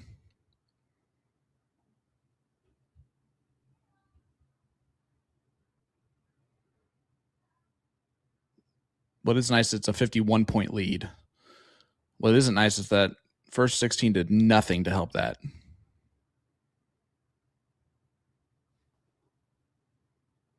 Because now it's a 66-point lead, which is the same thing as a 51-point lead when we're talking about the Bulls. Now she adds an extra one. With 51 points there, Will, you're going to Bull all day, though, right? Yeah, why not? Give it a poke. Give it a poke.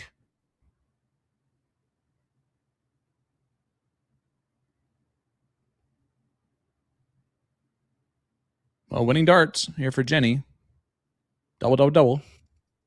Not going to happen.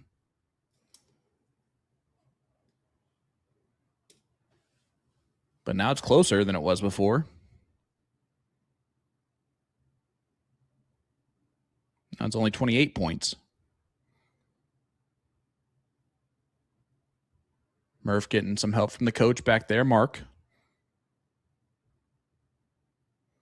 Who, by the way, we saw earlier holding his hand up on the board while Murph was shooting at triple 20s, holding his hand above the 5s, or like onto the 5s.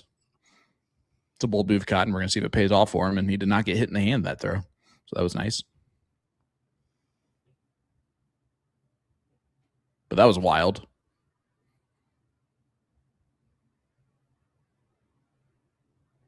Well, not able to gather a bull.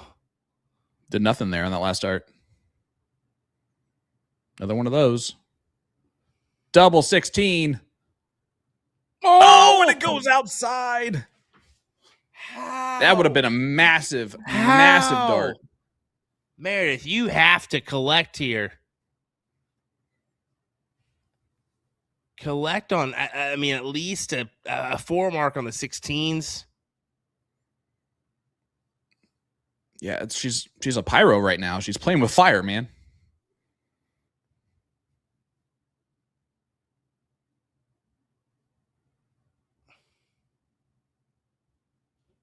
Joe, it's okay to be coached. That might be the worst rule in darts of all time. Like that anyone would ever have at any point in time in any tournament. Like the no coaching thing. Like, I'm sorry. I don't see how that's an advantage or disadvantage. Anyone can have one. I'm guaranteeing you. Justin is saying stuff to Jenny from time to time. Same thing there. And Murph is more just talking out things with Mark versus like him coaching her on what to do. I'll say like something else. What extent is coaching? Is yeah? Hey, come on, good job. Come on, keep it up. Yeah. Is that coaching? Because essentially it is. So is that allowed at all? I mean, that's kind of the kicker. Where does that end? For me, man, it's when I'm in tournaments and I actually had someone apologize to me at Bullshooter Chicago because they're like, I know we're not supposed to coach. And I was like, that does not bother me one little bit. Like if the person has a finish and steps back and like asks what to shoot at there, I'm probably going to tell them. I don't care. They still have to hit it. Like I'm just that type of player. Now, I just don't see that as a huge advantage. I don't know. 3-3 is the scoreline here as we head to the Bulls. Now for Meredith.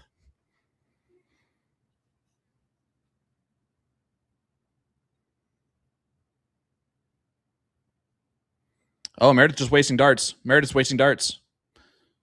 See? Oh my gosh, and then she hits the double bowl after wasting the dart. Wow. Oh, did she go back? No, I think that's straight off the bowl. I think that glanced off the bowl shot. I'm pretty sure I saw that dart move. Oh my goodness. Another bowl. It is. Oh, that's the. Oh, doesn't matter. She only was used either going to two. be a win or not. Wow. 5-2 now, Meredith. 1 bowl difference is a massive difference overall in the scoreline. It is now 5-2 Meredith. I was around out there, so we didn't quite. I don't think we quite caught that one. But I mean, whew. Yep. That was a tight leg. Came down to the wire. I gotta go do a little looking back at that one. It was definitely deceiving. It was just below the wire on the last. Yeah, start, sure. I would more, and because it was round 20. Yeah, I more or less want to go look at the average. I thought I saw a 3.7 and a 3.2 or 3.3. I'm not sure if that was quite it. Through 20 rounds is pretty damn good, no matter who you are. Oh yeah, that's why I was kind of going back and. Yeah, Joe. Here's what I'm going to say: keep giving her outs. Like honestly, and can we just agree as a dark community real quick that if there is someone complaining about a person coaching their opponent, that person's just a sore loser and needs to get over it and find a better coach themselves. Can we just call that? Can we just agree with that as a dark community? Can we just get rid of the no coaching rule as like a thing, or like the box? Can we get rid of the box completely wherever those are at tournaments? Like nobody pays attention to those rules anyway, unless the person's losing and they're a jerk.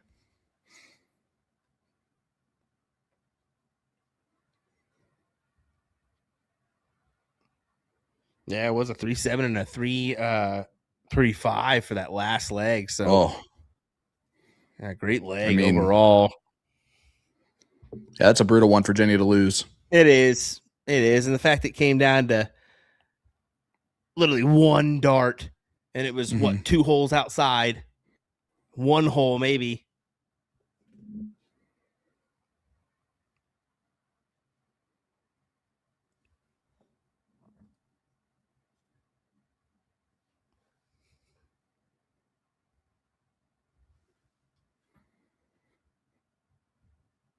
Only a 2 mark there from Jenny opens up the door again for Meredith. 5-2 is brutal. If it gets to 6-2, Jenny will go first the next 2 legs. If she were to win both of them, or at least the first one. But Murph is 2 legs away from the victory here in this, in a spot in the queen seat against Lisa Yee. So the old guard holding down the queen seat this time around from those young whippersnappers that are coming up. Yeah, combined age. I'm just kidding. Just kidding. I would not do that. I have no idea what it would be. I really don't either. I feel like Meredith and Lisa could easily be like anywhere don't from just don't. Just from save 1 yourself. to 99. Just save yourself. Just save yourself. Don't even. Don't even. We just won't go there. 1 from 99. Just won't go there. If I missed there, then I that's can on them. possibly say maybe 1 to 70. 1 to 70. Maybe not 99, but 1 to 70. Listen, you'd be surprised.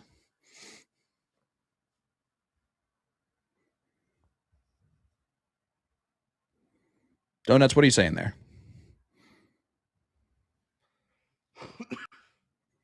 Well, 6 mark there for Jenny.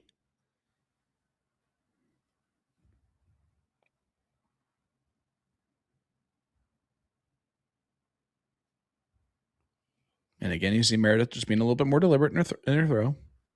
Oh, Don says 45 total tops. Nobody likes to suck up, Don.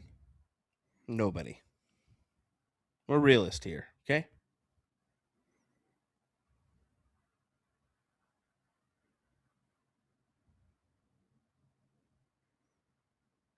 .2 lead. Meredith's just thinking it over what she wants to do.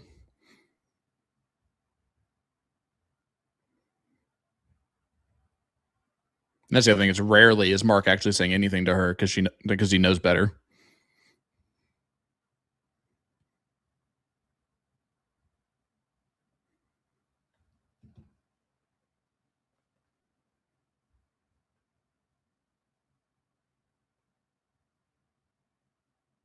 This is a big moment here.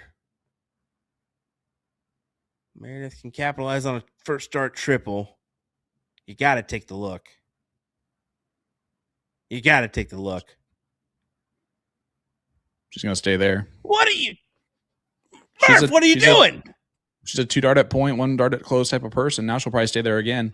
She likes to point. She'd rather point than take those so-called hero shots. Two darts. I agree with you, Will. I'm sorry. 2 darts. When you need to close a number and you got 2 darts to do it, and you need 2 singles, you take the shot. Especially when it's 20s. Yes. Yeah. I agree with you. I'm not saying I disagree at all. I'm just telling you what Meredith was going to do there. Again, most likely she'll start on the 19s here. This will be the time she starts on the 20s. Yep. Watch her go down. Watch her go down. Watch her go down. Okay. Whew. Now she needs to stay up. But now it's an annoying 3rd dart, right? Because now you didn't add any points there. Devin throwing in exactly the opposite of what I just said. I tried to agree as a dark community, Devin. Let's just agree as a dark community that coaching's okay no matter what. And if your opponent is complaining about you getting coached or whatever, that's your opponent's way of saying that I'm a sore loser. And I don't have as good of a coach. Now, I will be the first to say if you try to coach me in singles, I'm going to tell you shit. Oh, yeah. I'll punch you in the face. Yeah. I'm going to tell you shut the hell up. But there's people that know that about people, right? Like no one's going to tell Soldier what to shoot for at any point in time, even if he needs it. You know, like they're going to be like shrugging their shoulders and go with it. Unless you're Danny Baggish and then you're his opponent and you're just tapping on the shoulder, be like, those are closed. Look at this from Jenny. Oh, 2 great rounds. I mean, Meredith capitalized on a good 6. What was it? 6 for her. Yeah.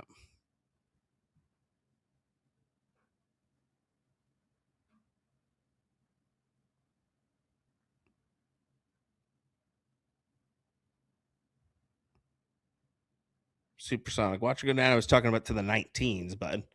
Yeah, not like go down like is in the yes. I was talking about going down to the 19s. So she went up to the 20s, and you could see her kind of hesitate, like she wanted to go down to the 19s. But though she needed only 2 marks, you got to stay there. And even if Murph does come or does end up losing this match somehow, some way, because Jenny's just really good at coming back from 5 to 2 down.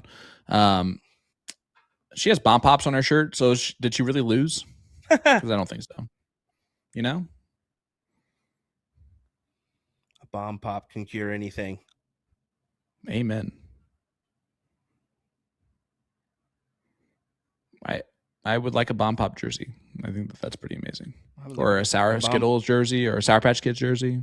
I want one of those, like, you know what? I'm going to go to the store after this. I'm going to go get me one of them SpongeBob popsicles. Ooh, with the gumball eyeballs? Yep. By the way, they make those dye-free now, everybody. Ooh. Dye-free.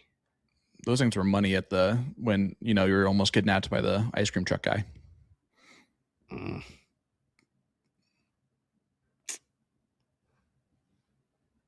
Bombsicle?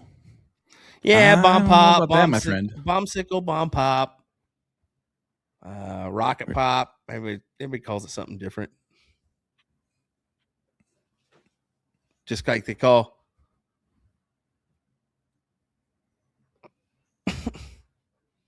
Just like in Philly, they don't call like the ice cream man an ice cream man. They call it Mr. Softy because it's Mr. Softy ice cream inside.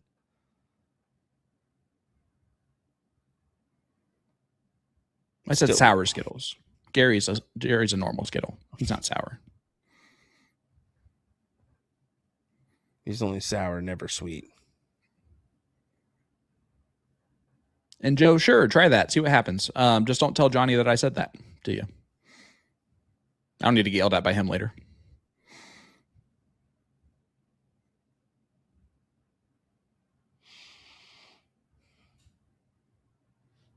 Jenny needs to find one triple, and no, she can't do it. So give way to Meredith to go ahead and close the number if she chooses. That's the real question. If she chooses, she may be hesitant. She may elect for the 16s first. We'll be able to tell. 16s. Not happy with that first start. Nah, she's thrilled with it. You can tell.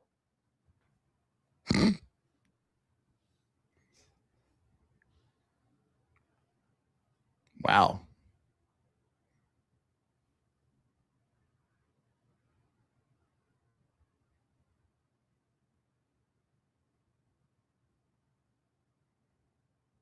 Well, that is wide open, and Jenny has a opportunity that she needs to capitalize on now.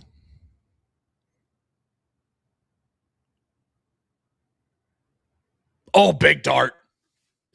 Huge last.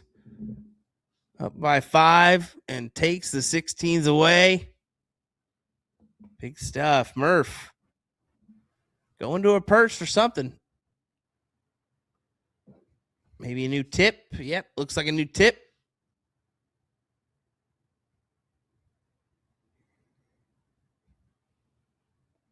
That tip is way too loose for me, even though it's because she just turned it with her hand. Tells me all I need to know about that. Oh, beautiful play here from her. She can turn it right back in her favor. Hit the trip 2. So back to you, Jenny. Oh, goes right in the corner of the trip 2 as well. Oh, brutal first and second dart. Looks like she bounced off both of them to go into the single 2 on the last, and now Murph can just go 1, 2, 3 on the 17th if she chooses to.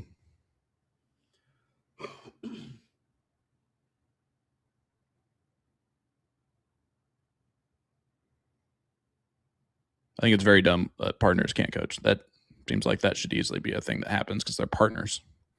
They're literally your partners for a reason.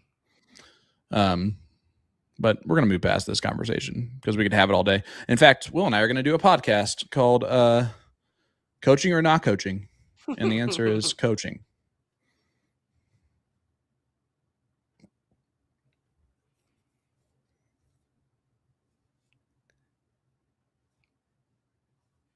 Well, Murph here. Go ahead and attack. You got to close the 17s. Next week's match is going to be Abby Spot versus Cheyenne Richards, by the way, folks. So a rematch on our stream. We're gonna we're gonna have that on the feed. We got to. Pretty please. It's either that one or the winner of Lane Lysak, Kerry Johnson versus MVB, Madison Van Beek. It's not a bad match either, but nope. But I think we need to see that rematch of Cheyenne and Abby. We'll see what route the PPD goes with. By the way, that is not our call, so reminder of that one.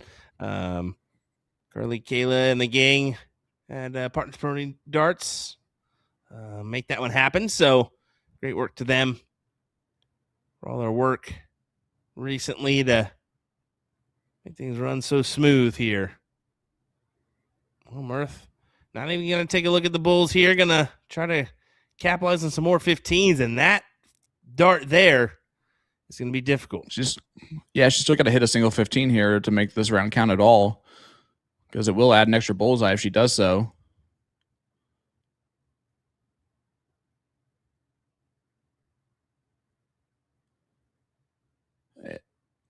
Man, if I'm Jenny, I'm tempted to just go 15s first. Instead, she's going to try and leave herself a winning dart. Does not get the point lead or hit the 15s, which is disappointing after that first dart going in the double.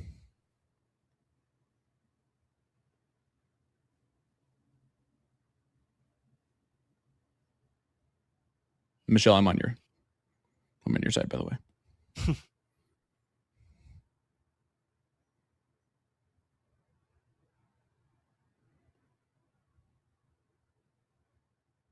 $66 points. So another 15 would help. Yep. That's just straight math for you, folks. Winning darts, but it's double trip, which is not easy to do. Oh, needs a big dart here. Gets the trip 15 out of the way. Okay.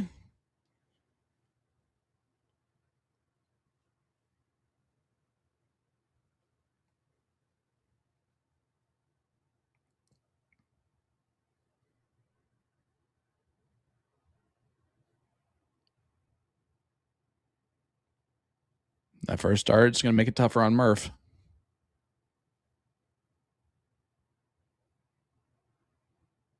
Van earlier said, Jen needs to tie it up. I want to watch more darts, and I think we're all right there with you.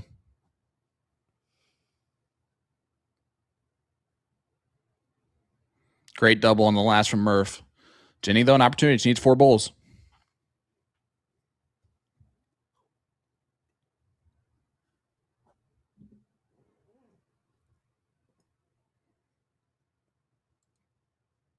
And again, just going to fall a couple bowls short of another leg.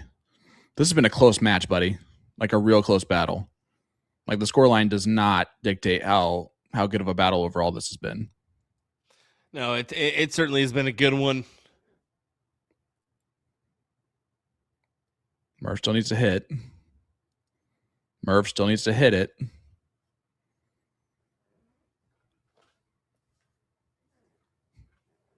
If I were a coach, I'd tell her to hit the bullseye here.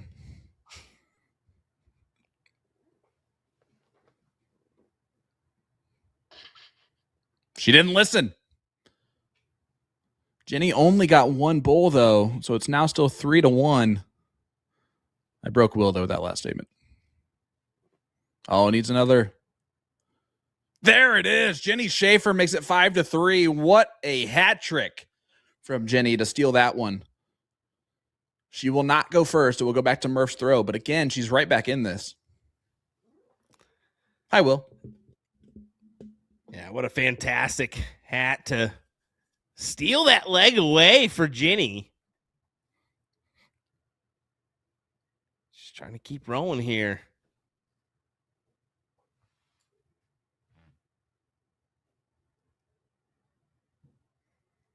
Reminder, folks, don't miss out on the Red Dragon Sable Darts, available now on a2zdarts.com. Just tap their banner over on their website, a-zdarts.com or azdarts.com, to shop the full launch.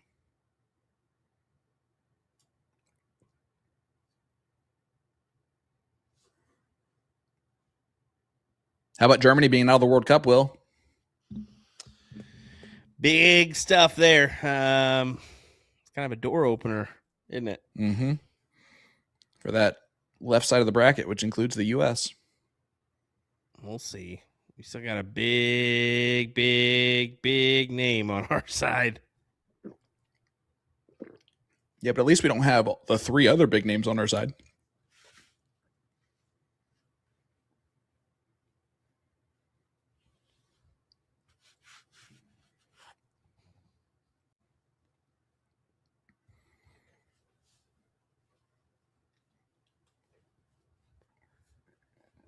Jenny would love a triple. Can't buy one. Down by 24.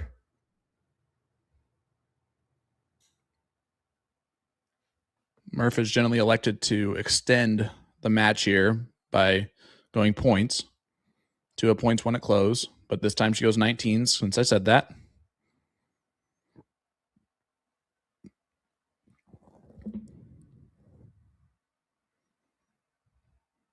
Looks like Murph's starting to, what's the word I'm looking for? Force the throw more so than make it look smooth. Does that make sense? Yeah, a little bit. She's putting a little extra movement in her body as she's throwing.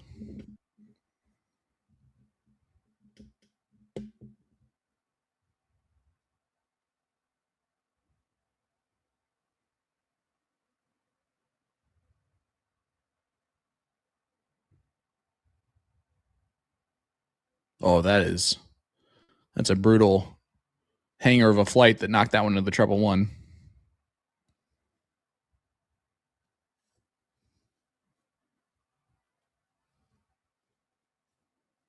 Van making a good point, saying if Jenny would have hit that hat trick dart on the round out game, it would be a tie ball game right now.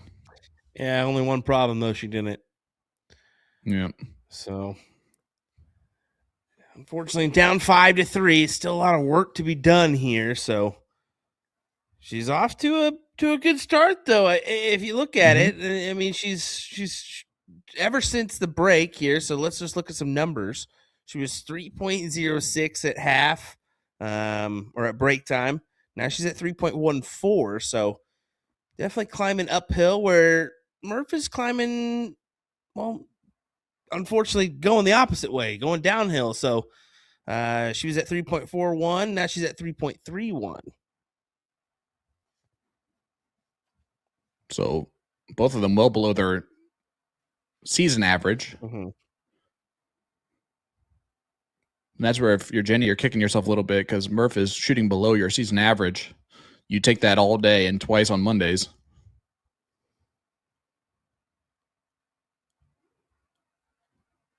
And she's now trying to start taking advantage of it.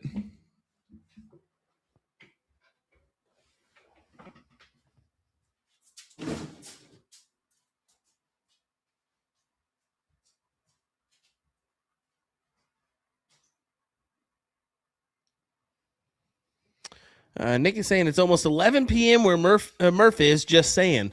Well, this is partially her own doing. She's the one that kind of takes her time when she throws. So, I mean, I'll be the one that says it. I'll take the blame, or I'll take the criticism. We're 8 legs into it and we're 2 hours in. I mean, yeah, that's her own doing. She's the one that takes her time when she throws. There's no reason this shouldn't be last leg decider here. Yeah, I want everyone to know that I am also on that same time, Florida time. So it's almost 11 o'clock my time as well. That is not my doing. Yeah, it is what it is. It's just the nature of the business and kind of how things line up, because we do have people that are Pacific time. So when you factor that in, it's coming up on 8 o'clock their time. So they got to get off work and kind of get to the bar and adjust. But we kind of knew this was how this was going to be played, though, right? Like, there's no surprises going on. No. You kind of know going into this matchup, especially a veteran player like Murph, that she's gonna do her thing. She's gonna kind of take her time when she throws, and you're gonna have to, do the things you need to do to kind of put that in the back of your brain or make it non-existent, right? You have to, no matter how difficult that may be. I mean, look at her here. She hasn't even stepped to the throw line, just stepping to it at 15 seconds left. And this is most of the time she's doing that. But like I said, there's nothing wrong with it. It's how she plays. Yeah, she's not doing anything different than she normally does when she plays darts. And that's the one criticism that I can't give her, right? She's not doing anything to do on a purpose to her opponent. That's just how she plays. Mm-hmm. It's how she has to play her best.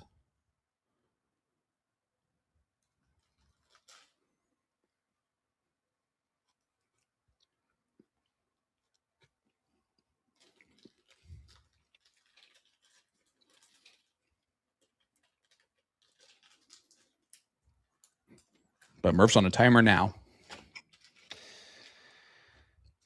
That she is.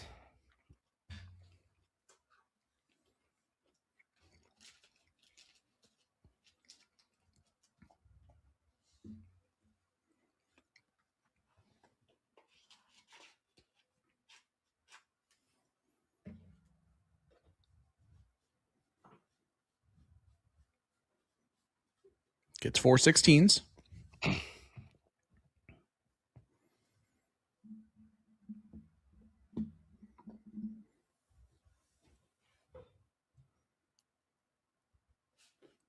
$300 playing $300 now.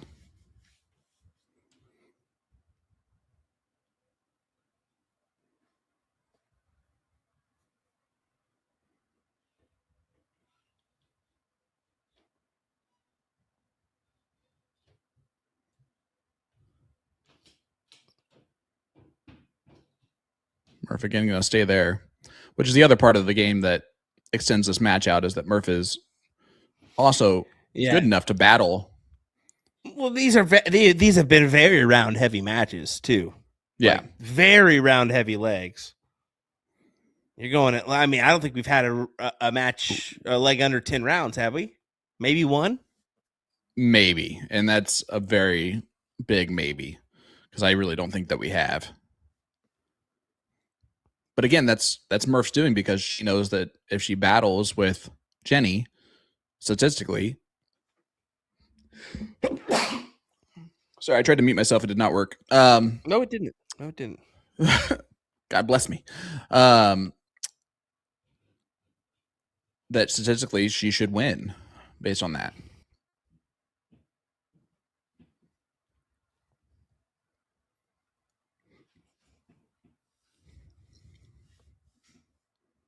Murph's from Florida. They don't sleep in Florida. They do some crazy stuff in Florida. If you haven't seen It's Florida Man, you need to. Mm-hmm.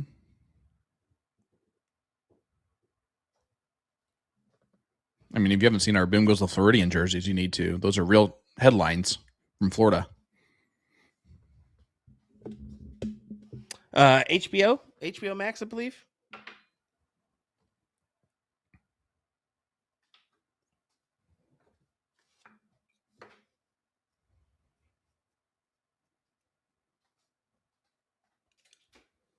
Murph reacts because that dart went in the dead center of the single 17. It was a solid 17 when she was shooting for the triple.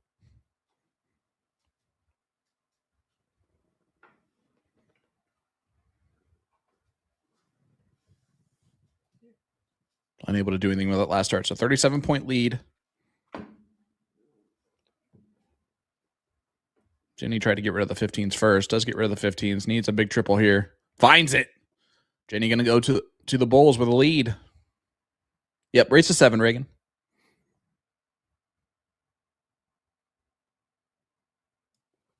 Best of 13. Yeah, Jeannie put herself in great position here.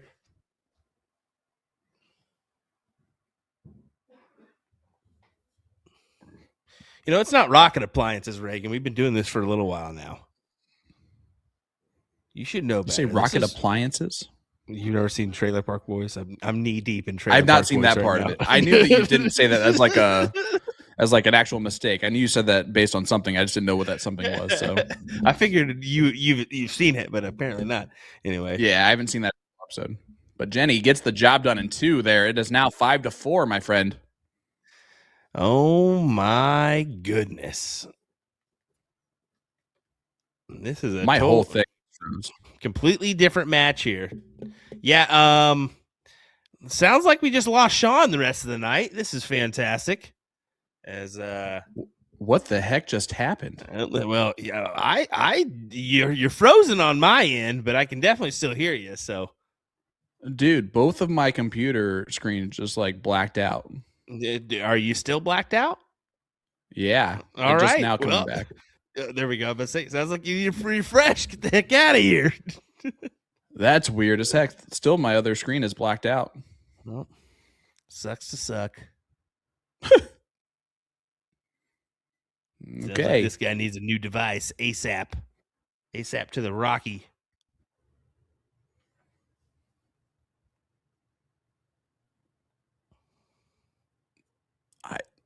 I don't even know what to say. I don't know what would have caused that or anything.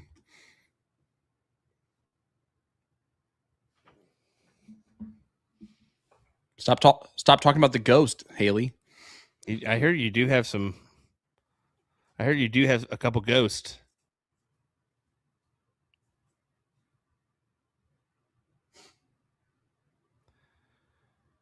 Well, Murph's trying to. She's got something going on, man. She's clearly thinking about something.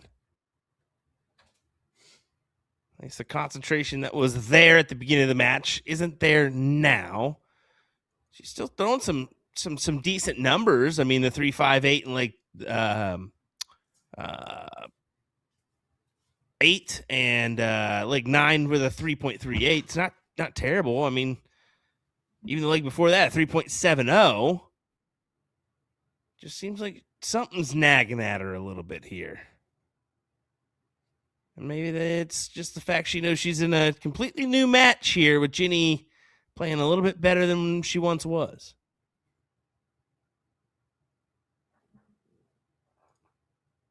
Well, this isn't good. Uh-oh. Can you not see? Not at all anymore. It's just a fuzzy, it's like a snow screen now. Oh, okay. So you need to unplug your HDMIs and plug them back in, but you need to go ahead and just refresh your computer and come back in. Yeah. I'll see you in a little bit. Goodbye, brother. Right, I'll be right back. Good night forever. What a shot. I'll be right back. Good shot there for Meradith as she capitalized on the 2 trip 18s. But going up against some haymakers from Jenny now. I mean, she's got the 20s, 19s her way. You really sense the momentum is in her favor. Just like I said, completely new match from the first part of our before our break, right?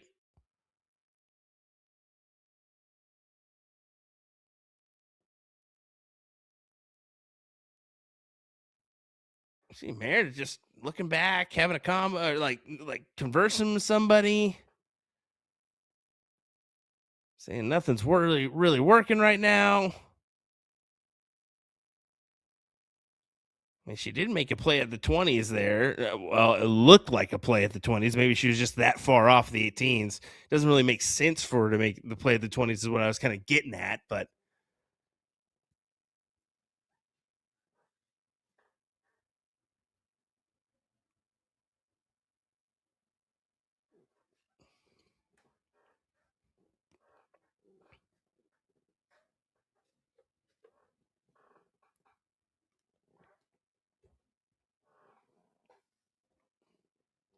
what a capitalization on the double. Just to grab the houses and move on about your business. You got a 5-point lead. Meredith, it'll have to be the 17s here.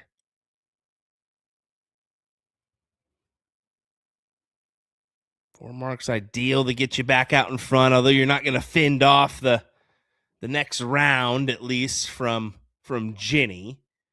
You assume you'll still be down, but it's all about just kind of taking those chops at the tree to eventually let it fall down. You should be ahead in this leg where you were the front runner. You had the start, and now, unfortunately, you feel like your back's up against the wall here, and you're looking at 5-5.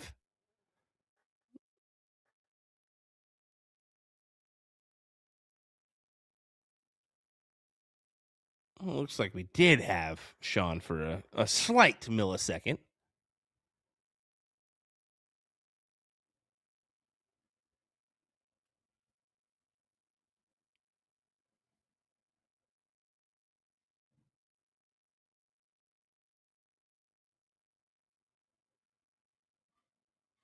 Well, the doors still open on the 17s if you're Meredith. You got lucky. And Jenny didn't do much, so.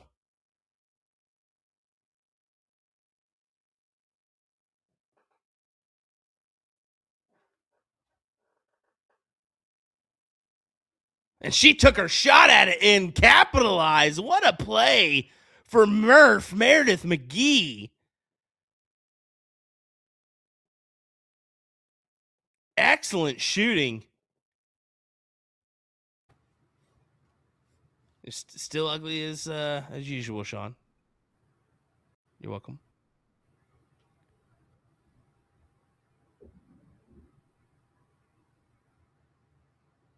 That's a great start here.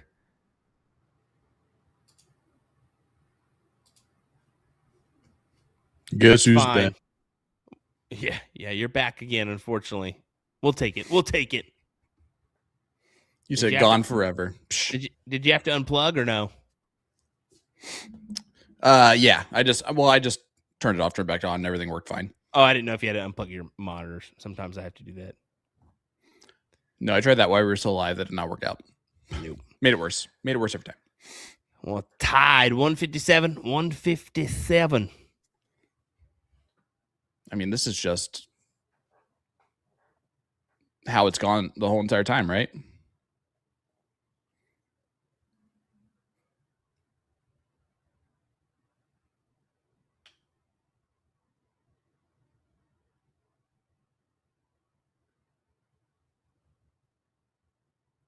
Oh, Jenny unable to hit anything besides 116, and now Murph an opportunity now to capitalize. She started on points almost every time here, Will. Trying to see if she can do the same one more time. She make the She's looking adjustment. 16s, I think. Nope, she that does was way stay. off. She just said, what the heck was that? By the way, folks, a reminder that if you see the board moving on your screen, you are not having a seizure. It is the music at Trick Shots Metro West that makes our camera jump a little bit because of the bass in that place.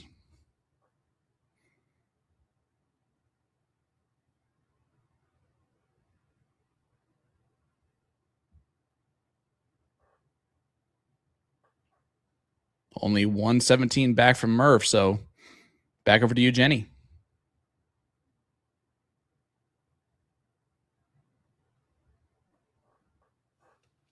Can we also say that Jenny has handled the pace of play from Meredith extremely well? Oh, yeah. I mean, very much so. I mean, looking at her averages are pretty consistent. I mean, she had the, kind of slower start, you would say. And really, the main leg is that third leg, 2.38.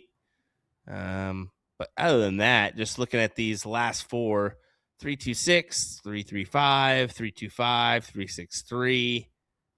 Yeah, I'd say it's pretty good. And especially to hang in there for most of these, heavy rounded legs too. Yeah. Yeah, you're right. I mean, it's one thing to play at this pace and, only go 8-9 rounds in a leg, but they're going, as you mentioned earlier, double-digit plus rounds in each leg. Yeah, they're throwing minimum 30 darts per leg. Minimum. I'm excited to look back at the stats here and see how many darts they threw. Like overall for the match, because it's going to be one of the highest totals. I would imagine. It was 4-1 heading to the break. Since then, Jenny's won 3. Meredith only won 1 leg. Jenny trying to tie it up right here. Big dart. Oh, she elected 15s instead of the 17 there. Interesting move that I don't hate. I'd rather, though, if she's going to move off of the 16s to go to the 17s, just with that being the higher ground. But Murph is also struggling right now on the 17s.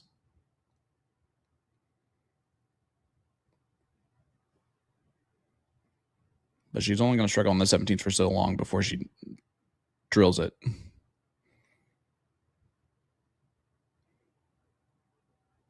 So a good first start for her to follow. I mean, if she throws it right there, those first 2 darts, it should be a triple. Oh, it throws a little high. So 3 singles on the wire.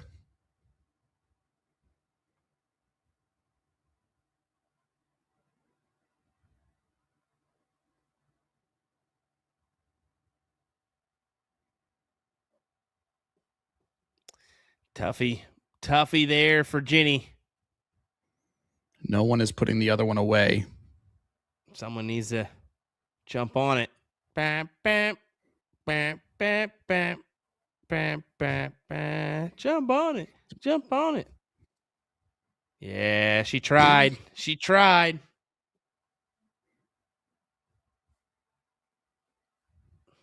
I apologize to how almost 400 of you that now have that song stuck in your head for the rest of the night. You're welcome. You are so very welcome.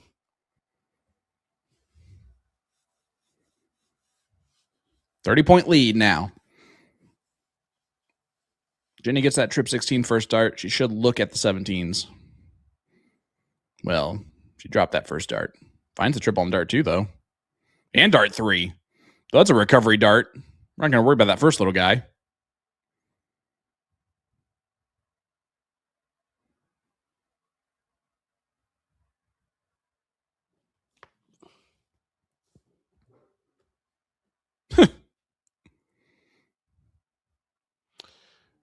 We may be coming up on the longest match in CSC and WCS history.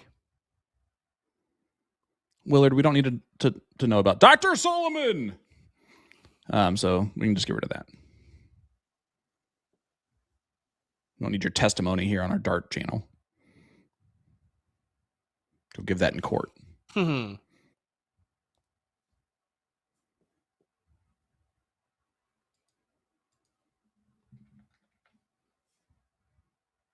Well, this is a horse of a different color now. Jenny gets rid of the 17s. Another 15 will do. That is a massive lead and a chance to tie this up 5-5. If she does come back to win this, she is definitely the comeback kid, or Miss Comeback to us.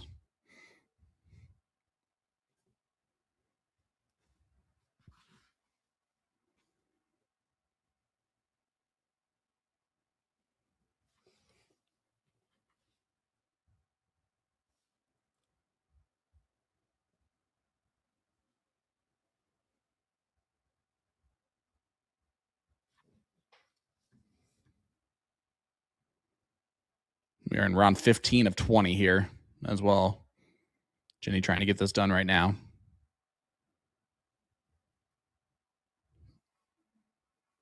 Not going to do so. And great positioning, though. I mean, to make this 5-5. And then it becomes a best 2 out of 3 from here. Just doing a little research, and This is the longest Yes. match in history. I believe so. I mean, we did have a 2 hour and 14-minute CSC matchup last season. Well, barring a miracle, that's going to get beat. 2 hour and 9-minute women's challenger matchup way back when. That's already gone and dusted.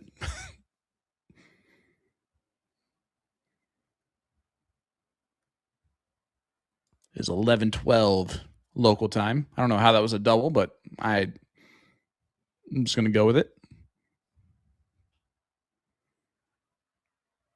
Another one will give her the point lead. Not going to do so. It does fall into a 15. Jenny just needs 2 bowls.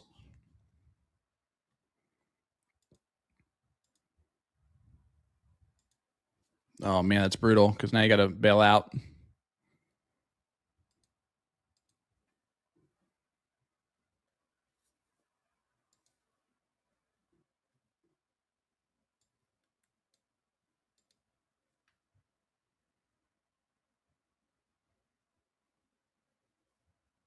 Meredith does not have winning darts here, but she does have a chance to put some pressure on point-wise with it getting close to the end of the round out again.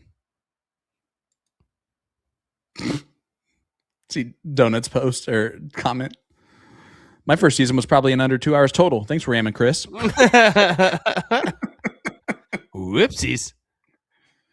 Yeah, Ram will do that to you. That he will.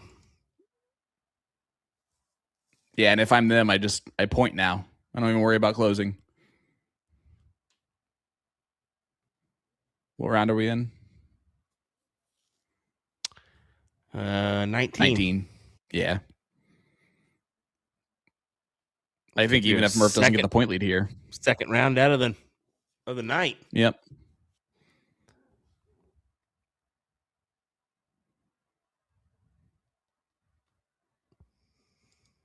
Oh, she can go for the win right here.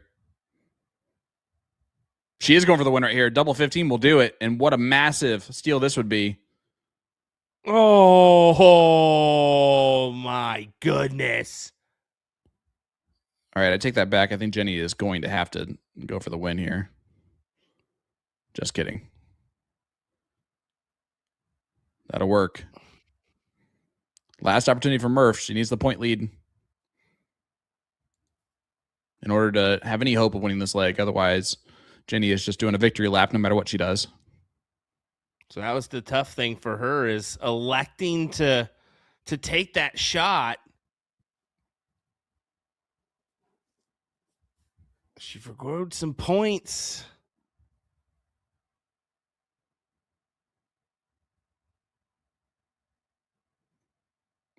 Double-double is the only thing that can do it here for Murph.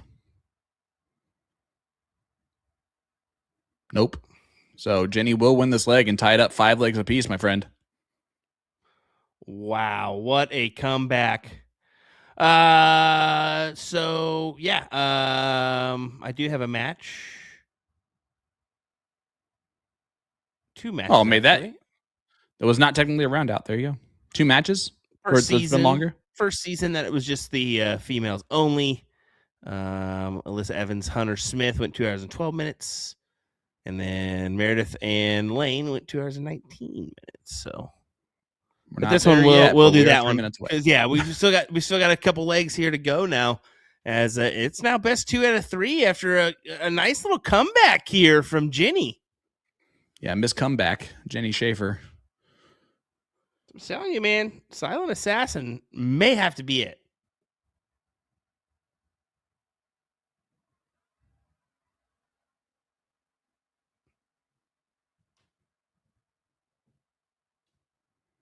Six mark opening from Murph.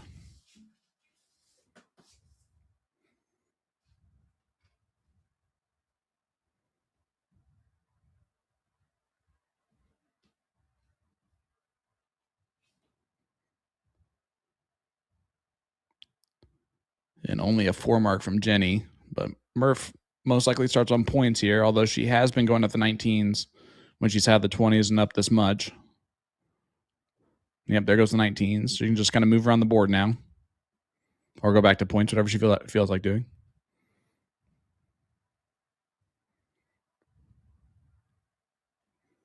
Yep, 6 mark opening for Murph. Joe's asking the question, who can control their nerves better? Well, I mean, you would expect it to be Murph, right? Or just veteran status, you would assume so, but may not be the case. I mean, it's 4-1 after the break in favor of Jenny, so the momentum is definitely in Jenny's favor.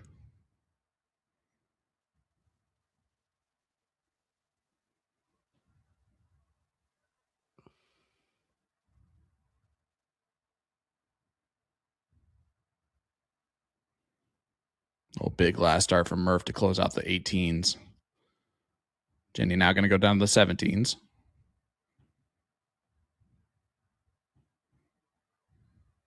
She is running out of numbers to point on because Murph can attack those 17s right now. Yeah, we read the chat on both.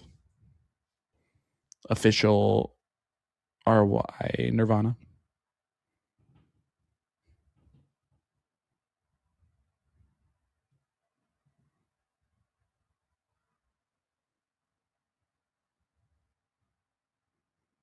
I don't think we gave scoreline predictions tonight, did we, bud? I don't think we did. Yeah. Too late now, obviously. Because I think it might go 7-4 Murph. And I'm wrong already.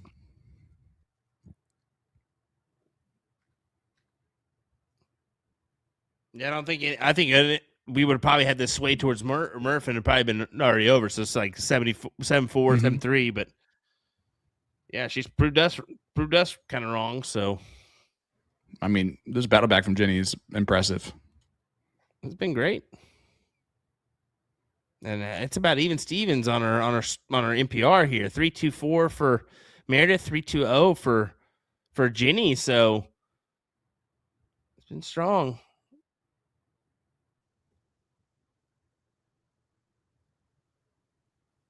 Unfortunately, Jenny just not able to hit enough triples in this leg. So Murph will uneven that Steven here in just a second.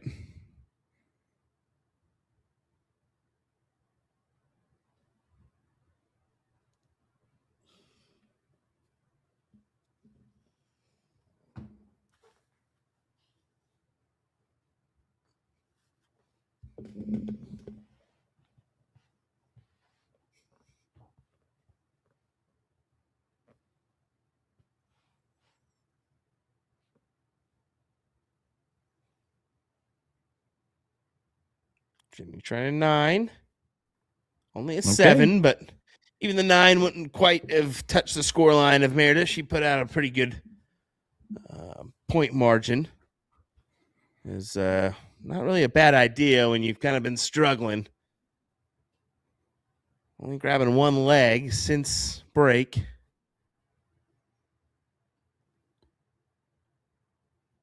That's a great second dart from Murph. Chat, let us know who wins this. Not this leg. Murph's out in front here, but who wins the match? Murph or Jenny? Race to 2. And hit that share button. Let everybody know that we might potentially be going to a last leg decider here.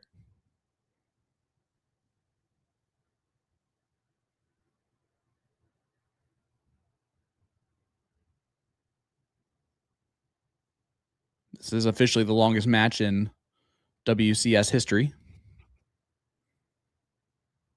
WCS and CSC history. Which is even more impressive because that's a race to 9. Potentially 4 extra legs there. Yeah, Jason, I think that you're right. It says Murph is throwing much quicker now and not waiting for the clock to run down as much. She's starting to find him a little bit. And I was going to say earlier, I think that she's overdoing it a little bit on the deliberate nature of it. You know what I'm saying? Like, she's almost having to rush her first start because she's getting so low on the clock. Mm-hmm. Well, she really didn't touch the throw line until about 15 seconds before. Now about, 22, 20 seconds. Yeah, just a little quicker.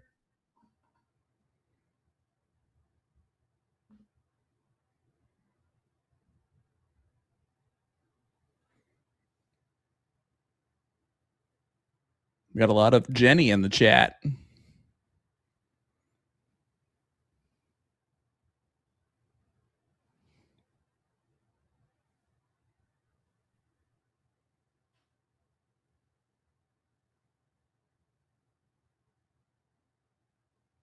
Joe making a bold statement here with Murph up, knowing how this one's probably going to go. Whoever wins this game loses the match.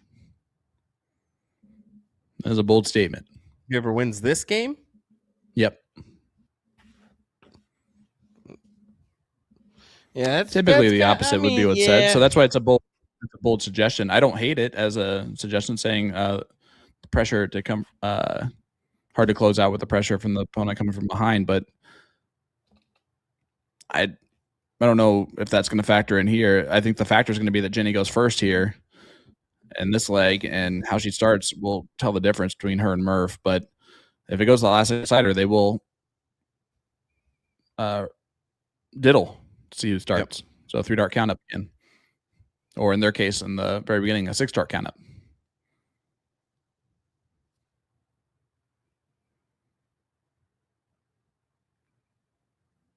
I will say those are nervy darts, though. Trying to hit 3 singles. Just you know what I'm saying there? Yeah, I don't like it. Murph's going to make you pay here. She should. And she'll be aggressive about it.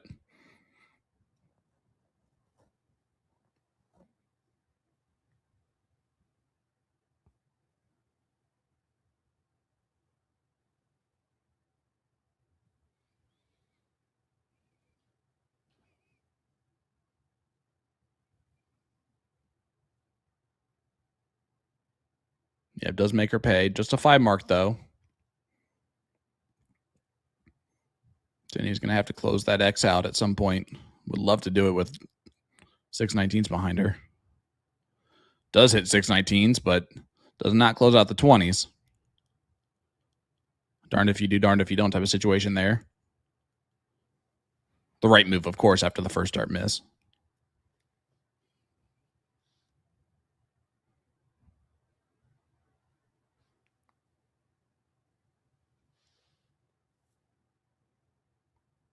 You know, this Murph, she'll reset if she throws a bad dart first. If she throws a good dart, she'll follow it pretty quickly. Mm-hmm. Oh, 2 fantastic follow-ups. Yeah. Huge after that first dart miss. It's almost like it's devastating to your opponent when you see your opponent do that.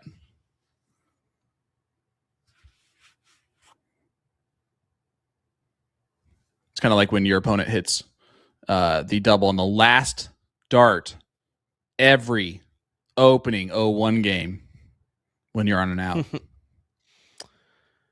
Oh, man.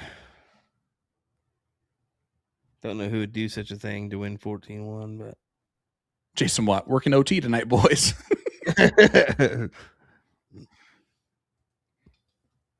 Yes, sir. It was great to see you this past weekend, my friend. Put in that extra time. Hey. Time and a half is a real thing. All right. We can't qualify for it, but time and a half is a real thing.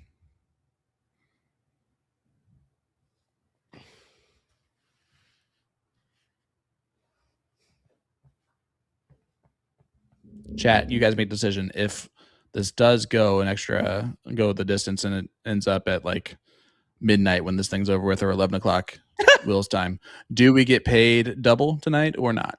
You guys decide.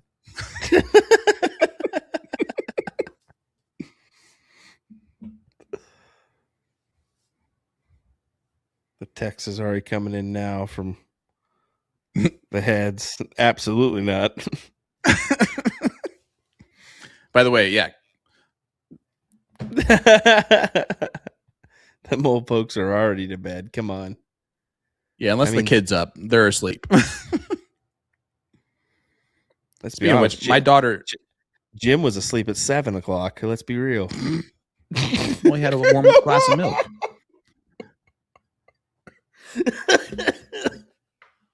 Sophia decided to lay in bed laughing hysterically for 3 hours from 9 o'clock to midnight, just enjoying every second that she wasn't asleep and just laughing at the fact that she was still awake.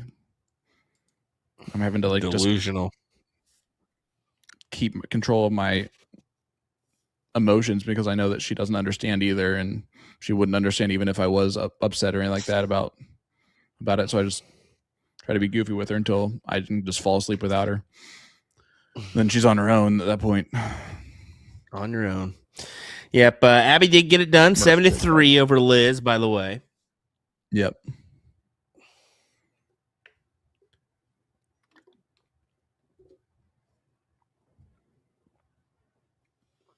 All right, Jason's now my least favorite person. So Jesse says yes. Joey says yes. Joe says yes, but per minute after midnight. I like that. Joe says you have to be up for work in 4 hours. Jason says, no way, wait till easy to sit in a chair and comment and call darts. Yeah. Brother, hey, Jason. I thoroughly invite you to a weekend of darts calling with me, my guy. Come on. You'd really enjoy it after about 5 hours. In the hot closet or wherever they put us. Yeah, right.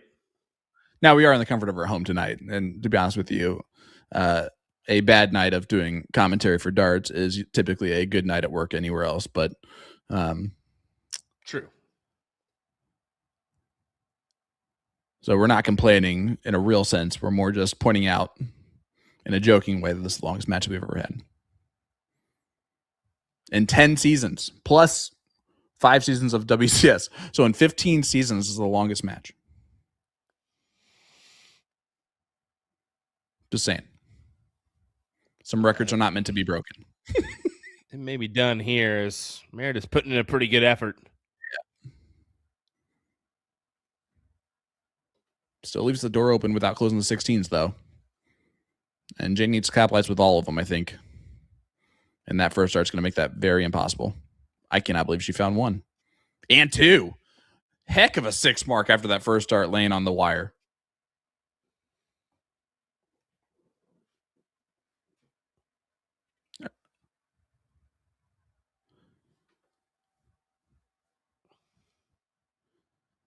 Here, Nick, I'll answer this for you. Deal, Jason, but you have to take the morning shift.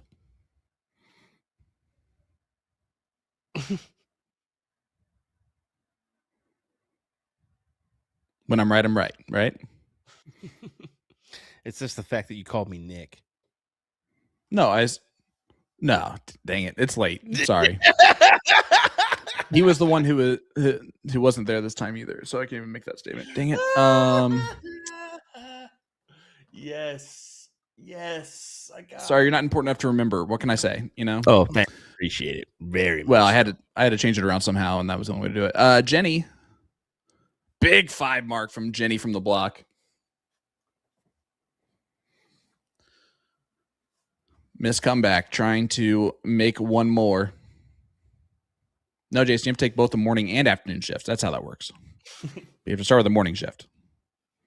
And then we'll see if you come back for the afternoon shift or not. Mm-hmm. And you have to make the morning shift interesting. So good luck with that, too.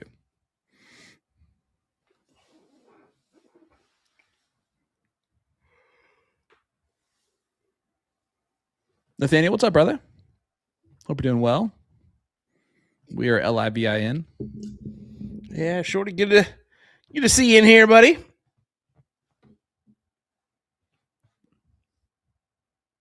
Oh, Jenny. Jenny. This last second dart just going for the single. Drops below the wire of the double. Happens to all of us, but that is bad timing for it. And usually Murph makes a player pay for something like that. Aloha, Mr. Trinidad.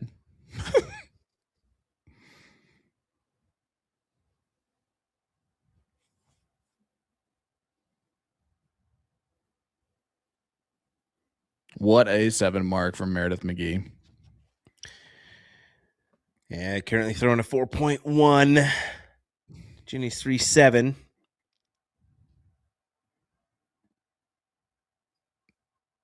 I do like the way Jenny starts almost seem to float an extra, like, I don't know, 5 holes or so in the air before they like land in the board. Do you ever like notice that? Yeah, just a little bit. It just goes like a little bit further than you think it's going to land. Mm-hmm.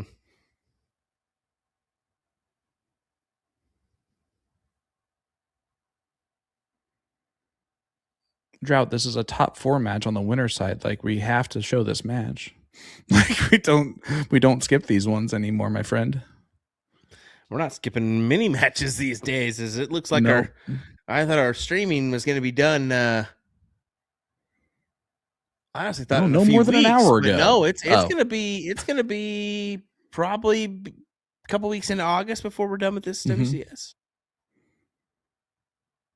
Just in time for the next week to be the CSC selection show. Or something like that. Nice. I'm glad I'm not the only one that notices the floating. The floating is a good thing, by the way, folks. If your darts tend to kind of float through the air a little bit, that is a good idea of a good throw there.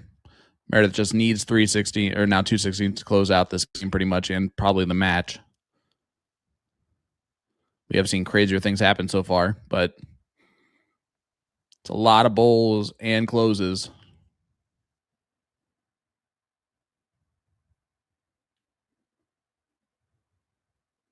Gets two of them.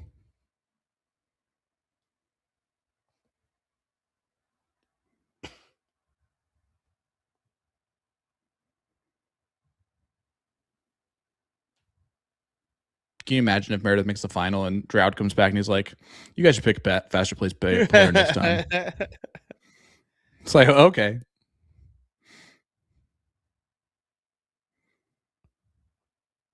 I'm surprised Meredith did not go to the bowl.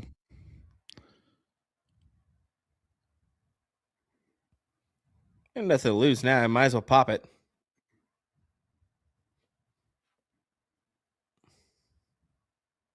Oh. Hammers a trip 17 in the last dart. That's massive.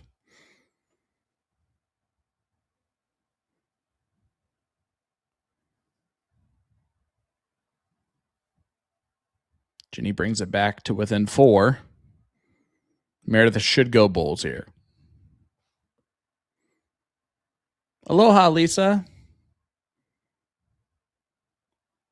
Welcome to the PIRTY. I bet you didn't think you were going to watch darts at 9:34 your time. It's actually dark in Arizona probably at this point.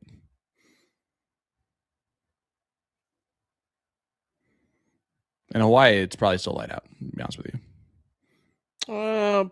4, I think they're 4 hours from Pacific, so yeah. No, I believe it's just coming up on dinner time now, so it's like 6 o'clock, maybe. So she just got out of the pool. That's what she's trying to tell us. This ain't over yet. This is not over yet. Meredith unable to hit a bowl. Oh, but Jenny isn't either right that second. 5:35. 5:35. It's pretty close. So 6 hour difference. Now we know that forever. Yep. Heather said it's 8:35 their time. Okay. All right. So I was wrong twice tonight. Good. Yeah, you're also the ones that will deceive us the most because your daylight savings time doesn't exist. You keep the same time the whole time. Indiana used to be like that. Like football season would start and we'd have 1 o'clock games, and then by the halfway point of the season, we'd have 12 o'clock games. It was real weird. Murph's still not hitting any bowls.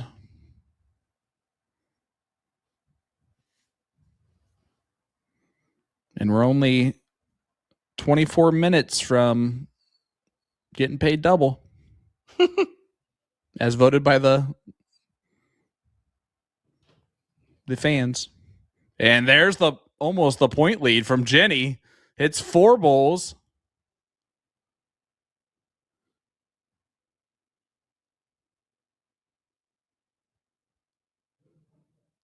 We're in round 16, Will.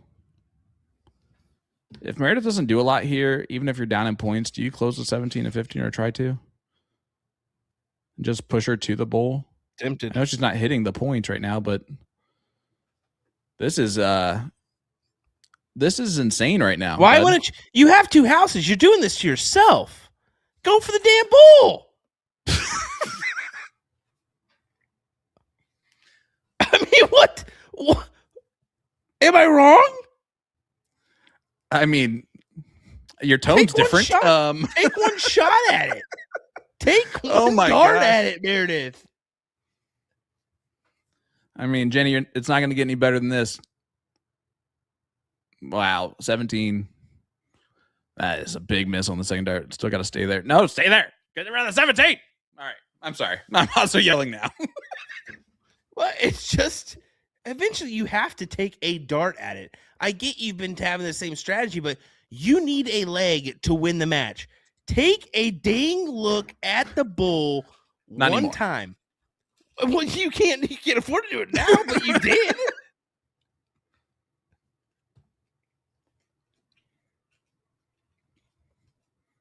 Yeah, two more 17s here just to get a little bit of a point lead, just to keep this thing interesting.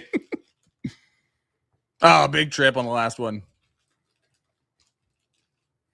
Yeah, it's round 17 once again. Will we went the distance last round or last leg?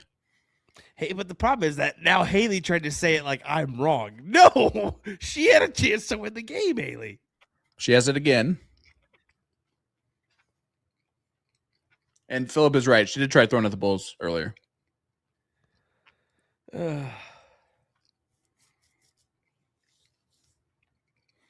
I don't care. Every round needs to start with a first start at the bull if you're up. Not anymore. Look, we're going for an all-time record here, and then some. Will. All right, you just leave them alone and let them live out their destiny. I'm just saying. At this By the way, point folks, this needs to be a record that's never broken. Okay. At this point in the match, though, I'm saying you have a couple opportunities to guarantee the leg goes your way, right? So yeah. Now at this game point, you're not going to do anything. You're going to go for the points, but now we're right back to equal once again. Yeah, that's exactly where they were last throw. But now it's round 19, and Meredith has 2 opportunities. Jenny has 1. These are 2 different airplanes battling out here: a 737 versus a 747. Well, you have to go points. You don't come off the 17s now because you have 2 rounds. She has 1. You have 2. Yes. I would have loved so much she went bullseye there and hit double bull, single bull just real quick. No, if she would have, I would have tripped. I would have tripped. She's gonna have a look. Even if she hits the trip 17 here, it's still gonna be on for Jenny.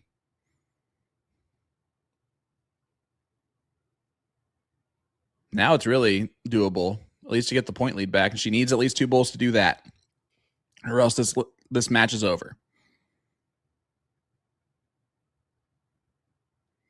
Needs another. And now she needs to hope for a miracle that Meredith misses 3 darts again at points.